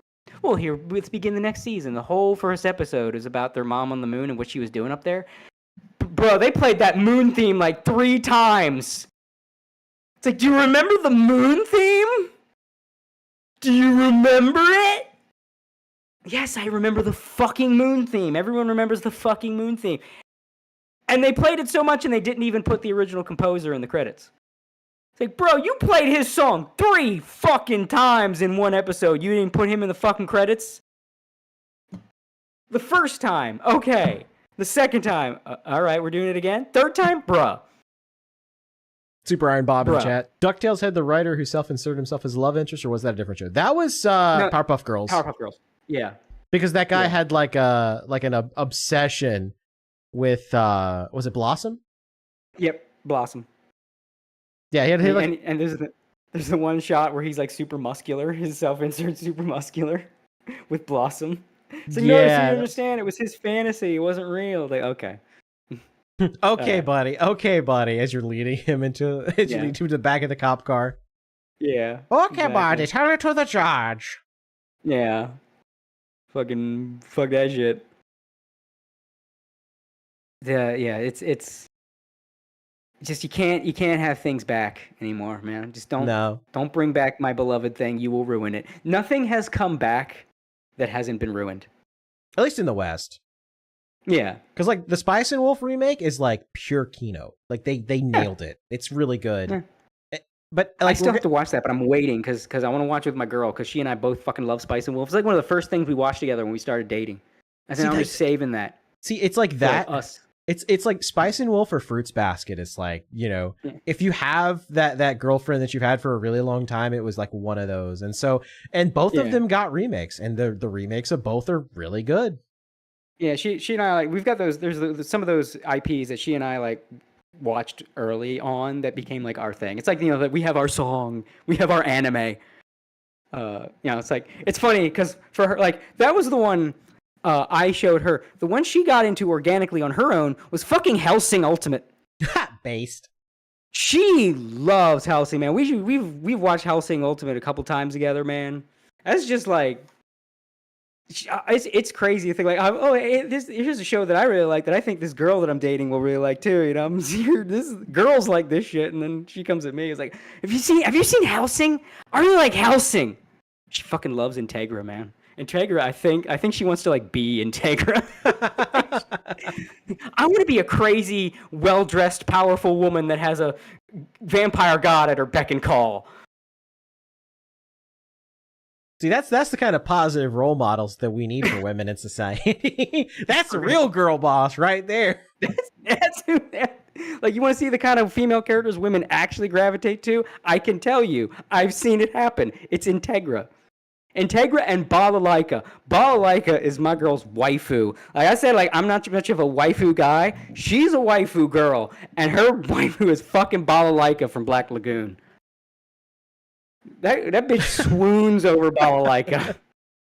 Ryan, the editor in chat, says, and thus we have come full circle to girls loving vampire twinks. Yeah. Like, I don't even know if it's like, does she like Integra because of the vampire, that she controls the vampire? But then, like, I see Balalaika, like, no, my girl just has an aesthetic. She just has an aesthetic. She wants to have that much, like, flex, that much presence.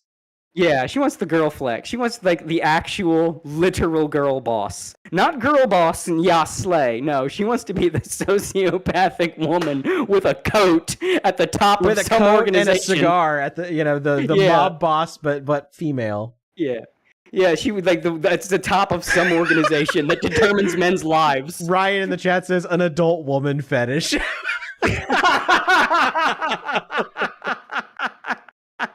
That's it. Oh Lord. I can't believe people said that stuff unironically. Twitter is ruining people's brains, man. Like, we go back to the guy before, like, he's so Twitter brained. It's just insane. Yeah, I think it's just this is kind of a thing humans kind of got to evolve. Like, we've never had because we're social creatures. We've never had the ability to just be in the all essence at all times. We've only ever been able to have discussions and participate in social interactions that are like an immediate group. And if it's a crowd, you can't, you get lost in the crowd. So that's like an inhibitor. We've never, in our evolved social structure, we've never had the ability to conversate as a global crowd. And I think we're seeing like growing pains of that. Because we're still on sort of a immediate surrounding social programming that that a lot of people can't handle the mass. Super Iron Bob. I will never forget the height of consent. Yeah, it's stuff like that. Yeah, it's like this thing. Like, they just can't. It's just like too many things, too many arguments and conversations and things they have to be involved in. It's like, I think more people, we're starting to see that evolution kick in. More people are just kind of just decompressing and like calling out these Twitter-brained people. And like, social media is not that serious. Just relax. More and more, I think more people are sort of adjusting now to social media as a concept. But you have those people that are still, it's like with any sort of evolution, you have the people that are still behind. You still have essentially they're like Neanderthals. They're going to end up getting wiped out by the Homo sapiens, but they're still around right now. Their days are numbered, but they're here. They don't have the equipment, the chops to deal with this big new thing, this big new crazy sapiency thing. They're literally drowning in the dopamine. Yeah. And you like as we go on, I think we're going to have more people that kind of, it's like all of these kind of things get introduced to society, and society just goes ape shit. And then they sort of realize, okay, dial it back. And then I think that's just, social media is just in that. That's the new one now. Just the ability to have a conversation with the world is just something we were not ready for, but now we're adjusting to, which I think is good. I think social media on the whole has been a great thing. Between the whole, it killed the media. Which is based. Killed, Yeah, it killed the ability for a narrative. Like you can't like you can fool some of the people some of the time. You can't fool all the people all the time. It's even harder when all of the people are talking. Like you can fool some of the people because you can fool this group, and then you can fool that group, and then fool that. But when everyone all at once, you can't fool everyone all at once. That's why it was so important to have at least like one major platform that wasn't being controlled. That's why they were trying so desperately to control every single social media platform. Mm-hmm. 2016 scared them so much. We had back. I remember the glory days of YouTube and Twitter and all these places where you could literally like just say the N-word on Twitter back in the day and you didn't get banned. Like there's if you search for it, you can still find tweets from like 2013 where people were just like throwing slurs at each other. Didn't matter. But see, 2016 scared them so badly and like shook them to their core that they're like, no, we have to control absolutely every conversation now. Yeah. And we're now seeing that, the flip side of it. Yeah. We're on the other side of that now, and just like the 2016 reaction didn't really happen in 2024. You saw some of the people, but you didn't get the, screaming compilation videos from the angry women. You got a couple, but it wasn't nearly to the level it was. Yeah. Yeah, I think we are seeing the end of the shitty shit. A new shitty shit is gonna pop up, but the insufferable stuff I think is on its way out. I think you're seeing more people. Hell, I'm seeing people, and this is a Trump thing. I don't get too political, but I'm using this as an example for a larger thing. I'm seeing like I've mentioned my day job. I am a supervisor at let's call it a retail place. I run the store, and I see customers coming in now with Trump shit. I'd never have seen it before. I seen like this woman that would always come and buy stuff like once a week, buy this thing. Now she started coming in with like a shirt of like Trump getting the double deuce. There's a guy just today wearing a Trump Vance like sweater, like a sweatshirt. Had Trump Vance on the front, Trump Vance on the sleeves. It's like frequent. And like this kind of thing is like, wow, you can see because before they would have never, they could have never. Yeah, they were in the closet about changing. Yeah, that's now they're the out times and proud. They are changing. Yeah, and I think like things always kind of work out. It's just annoying how long it takes to work out. Same with like the censorship shit. Like we're dealing with it, right? But it is very clearly you can see we're on the other end of it, and it's starting to come down now. That's why like the Sony Kadokawa thing is kind of like the last gasp, because like everything they've been doing has been a disaster and a failure, and this is like their last ditch effort. I was like, okay, we're clearly falling apart at the seams, where we're going to try to grab onto this more successful thing and drag it down with us, but maybe it'll break our fall somewhat. Yeah, I think we are just. Things always tend to work out, but again, the annoying part is just how long it takes. I don't think we'll ever really be in dystopia. Yeah, because it takes because people are comfortable, so they just kind of go with shit that they should immediately say no to, and then eventually they get pushed to the point where then they fight back. It's just it takes so long. It's like, would people wake up, wake up sheeple, but like. Like why are we still doing this all these years later? And then finally something happened. Why are we still here? I mean, shit, just to suffer. We might fucking see like the fucking Epstein list come out now. Like, fucking kidding me? Like this, like we're on the precipice, bro. Shit works out. It just takes forever. That would be dope to see the Diddy list and the Epstein list come out and just be like, I think it is too. I think that is going to be like. That's going to be like the paradigm shift is they're just like, yep, here's the list. Here are all these motherfuckers. Yeah, I think honestly, because, Trump was saying like that's one of the things he wanted to do, want to declassify Kennedy, Martin Luther King, and Epstein. And I think he's probably going to roll that shit out. Like, wouldn't it be fucking crazy if he like gives dates of when he's going to drop this shit? Like their albums? Yeah. Like, JFK declassified on January 21st. And then like he gives a roadmap. Then February 13th. He does like that's the Marvel roadmap, Yeah, but it's the like Marvel when roadmap. he's declassifying all this stuff, and it all leads up to the MK Ultra saga. Oh God, that'd be what they say. They break the internet. They would break the internet. Literally. They might actually try to take down the internet to stop it. Oh. Yeah, like future's looking bright. You can't be a doomer. No You can't be black pilling. You gotta No black pilling allowed. Yeah, exactly. Because you know what? Not only look, here's the thing. I know why y'all black pill. You black pill is like, well, it can't, if I have no hope, nothing can hurt me. Nothing ever happens. Yeah, you're just gonna look stupid. Well, you think it's the safe route? You're going to be wrong. You're going to If I have no constantly be faith wrong. in anything, then I can't get hurt when it doesn't happen. And then you're going to look stupid when it does happen. You're going to be the guy everyone points to and laughs, and you're going to be the one they make memes about, mocking. You're going to be at the ass end of every joke long after You're going to be the soy jack in the meme. You're the soy jack. Yeah, they're going to make a jack after you. God help you if you ever took a photo of yourself, because you're getting jacked. It's going to be a you jack. So yeah, black pilling is not the safe harbor you think it is. Oh, they can't hurt me. No, but they can mock the shit out of you when you're wrong.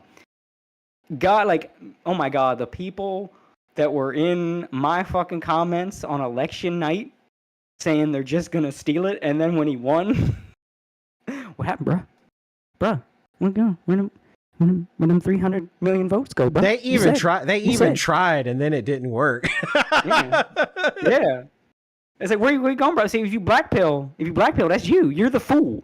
You're the fool. Like, they're just gonna steal it, and then they don't steal it. Like, well, where's the steal, bro? You said there was gonna be a steal. You were so sure of yourself. You came into my mentions. I didn't even know you. You came into my mentions.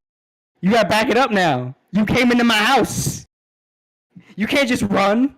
You can't just leave my house. You invited yourself in. Stay a while, bitch. Have some tea. I just brewed a pot. Yeah. Black pill, black pilling is a fool's errand. It's a fool's errand. Anyway, I think that's the best thing to end on there is don't let yourself be black pilled. Even from a pragmatic standpoint, even if your emotions can't take it, just know that if you let yourself be black pilled, you will end up being wrong, and you will look like a dumbass in front of all your friends and mutuals. So you wanna take us out, Gator? Yep, that's a great place to end on. Don't let not your heart be troubled. Don't black pill. Yeah. The future, the road ahead is gonna be bright. You just gotta wait for it. And that's the end of our show tonight. We're gonna send you on over to Mr. Armchair Expert. He's actually doing a stream about V Shoujo and how V Shoujo has been a little Twitter brained in the past. He's going to be talking about total talent freedom and the positives and negatives that come with it. I was really looking forward to this stream, so I'm gonna tune in to the end of it and go back and watch the beginning of it. It's a lot of interesting stuff. It's a lot of good stuff there. We kind of have a checkered history with VShojo back and forth. I like what they are now. I like what they've become, what they're trying to be. Not so much what they were in the past there. Yeah. I think it's a lot of people's feelings. Like VShojo it's a much different beast than it once was. And there's still shades of the old VShojo in there, but for the most part I think it just has a very different vibe, a different rep than it used to.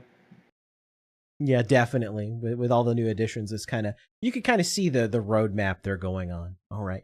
Well, I want to thank everybody for tuning in. I want to thank everybody who sent in super chats. We had a lot of super chats tonight, especially from guys like Tomak and Super Iron Bob and Mr. Insane.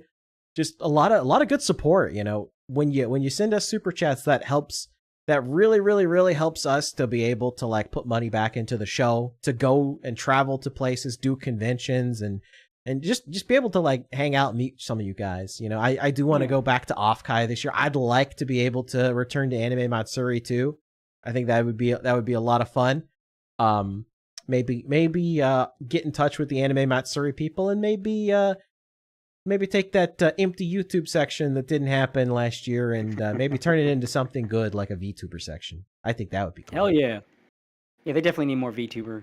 Like, look, the YouTuber thing didn't work out, but VTubing is where it's at. VTubing is where it's at. Yeah, I'm gonna try to work on that. I hope I have enough time to do. I mean, it is until next adjacent year. Too.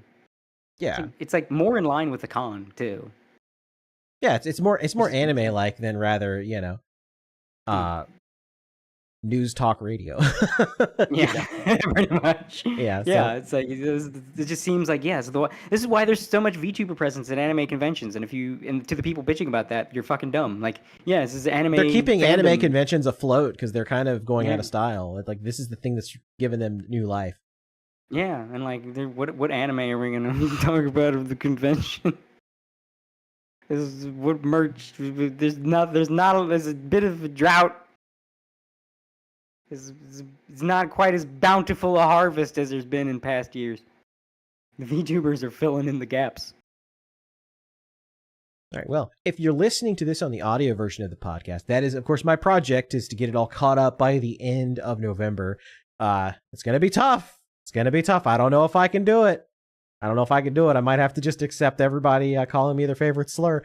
But I'm gonna try. But that's anchor.fm/anime boomers. That's they just like renamed Anchor FM to like Spotify podcast or whatever. But you can find that on Spotify. You can find that on Apple Podcasts, anywhere that podcasts can be found. If you like the audio version, if you're listening on the audio version, you can watch this in every episode. youtube.com/anime boomers. You can watch it on our Rumble channel because Odyssey decided to do something stupid and start like censorship stuff. So from now on, all episodes are going to be uploaded in the future to Rumble and not Odyssey. So if you want to see episodes uncensored, rumble.com/anime boomers is the place. youtube.com/anime boomers if you want to watch us stream these live every 2 weeks on either Friday or Saturday, usually in the evenings. That's when we do the show. Again, I want to thank everybody for tuning in. I want to thank Necro for popping in. Mama Akko for the raid there. Elf Pyre Eva popping over during the raid to say hi to everybody. And all the super chatters. Super Iron Bob, Tomak, and Mr. Insane. And now we're going to play us out with the song we always play. The Steins Gate song we always play, and we're going to send you on over to the Armchair Expert. Have a good night, everybody. Peace.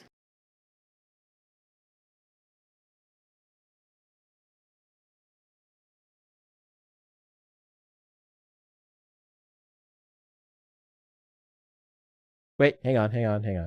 I have it here. There it goes.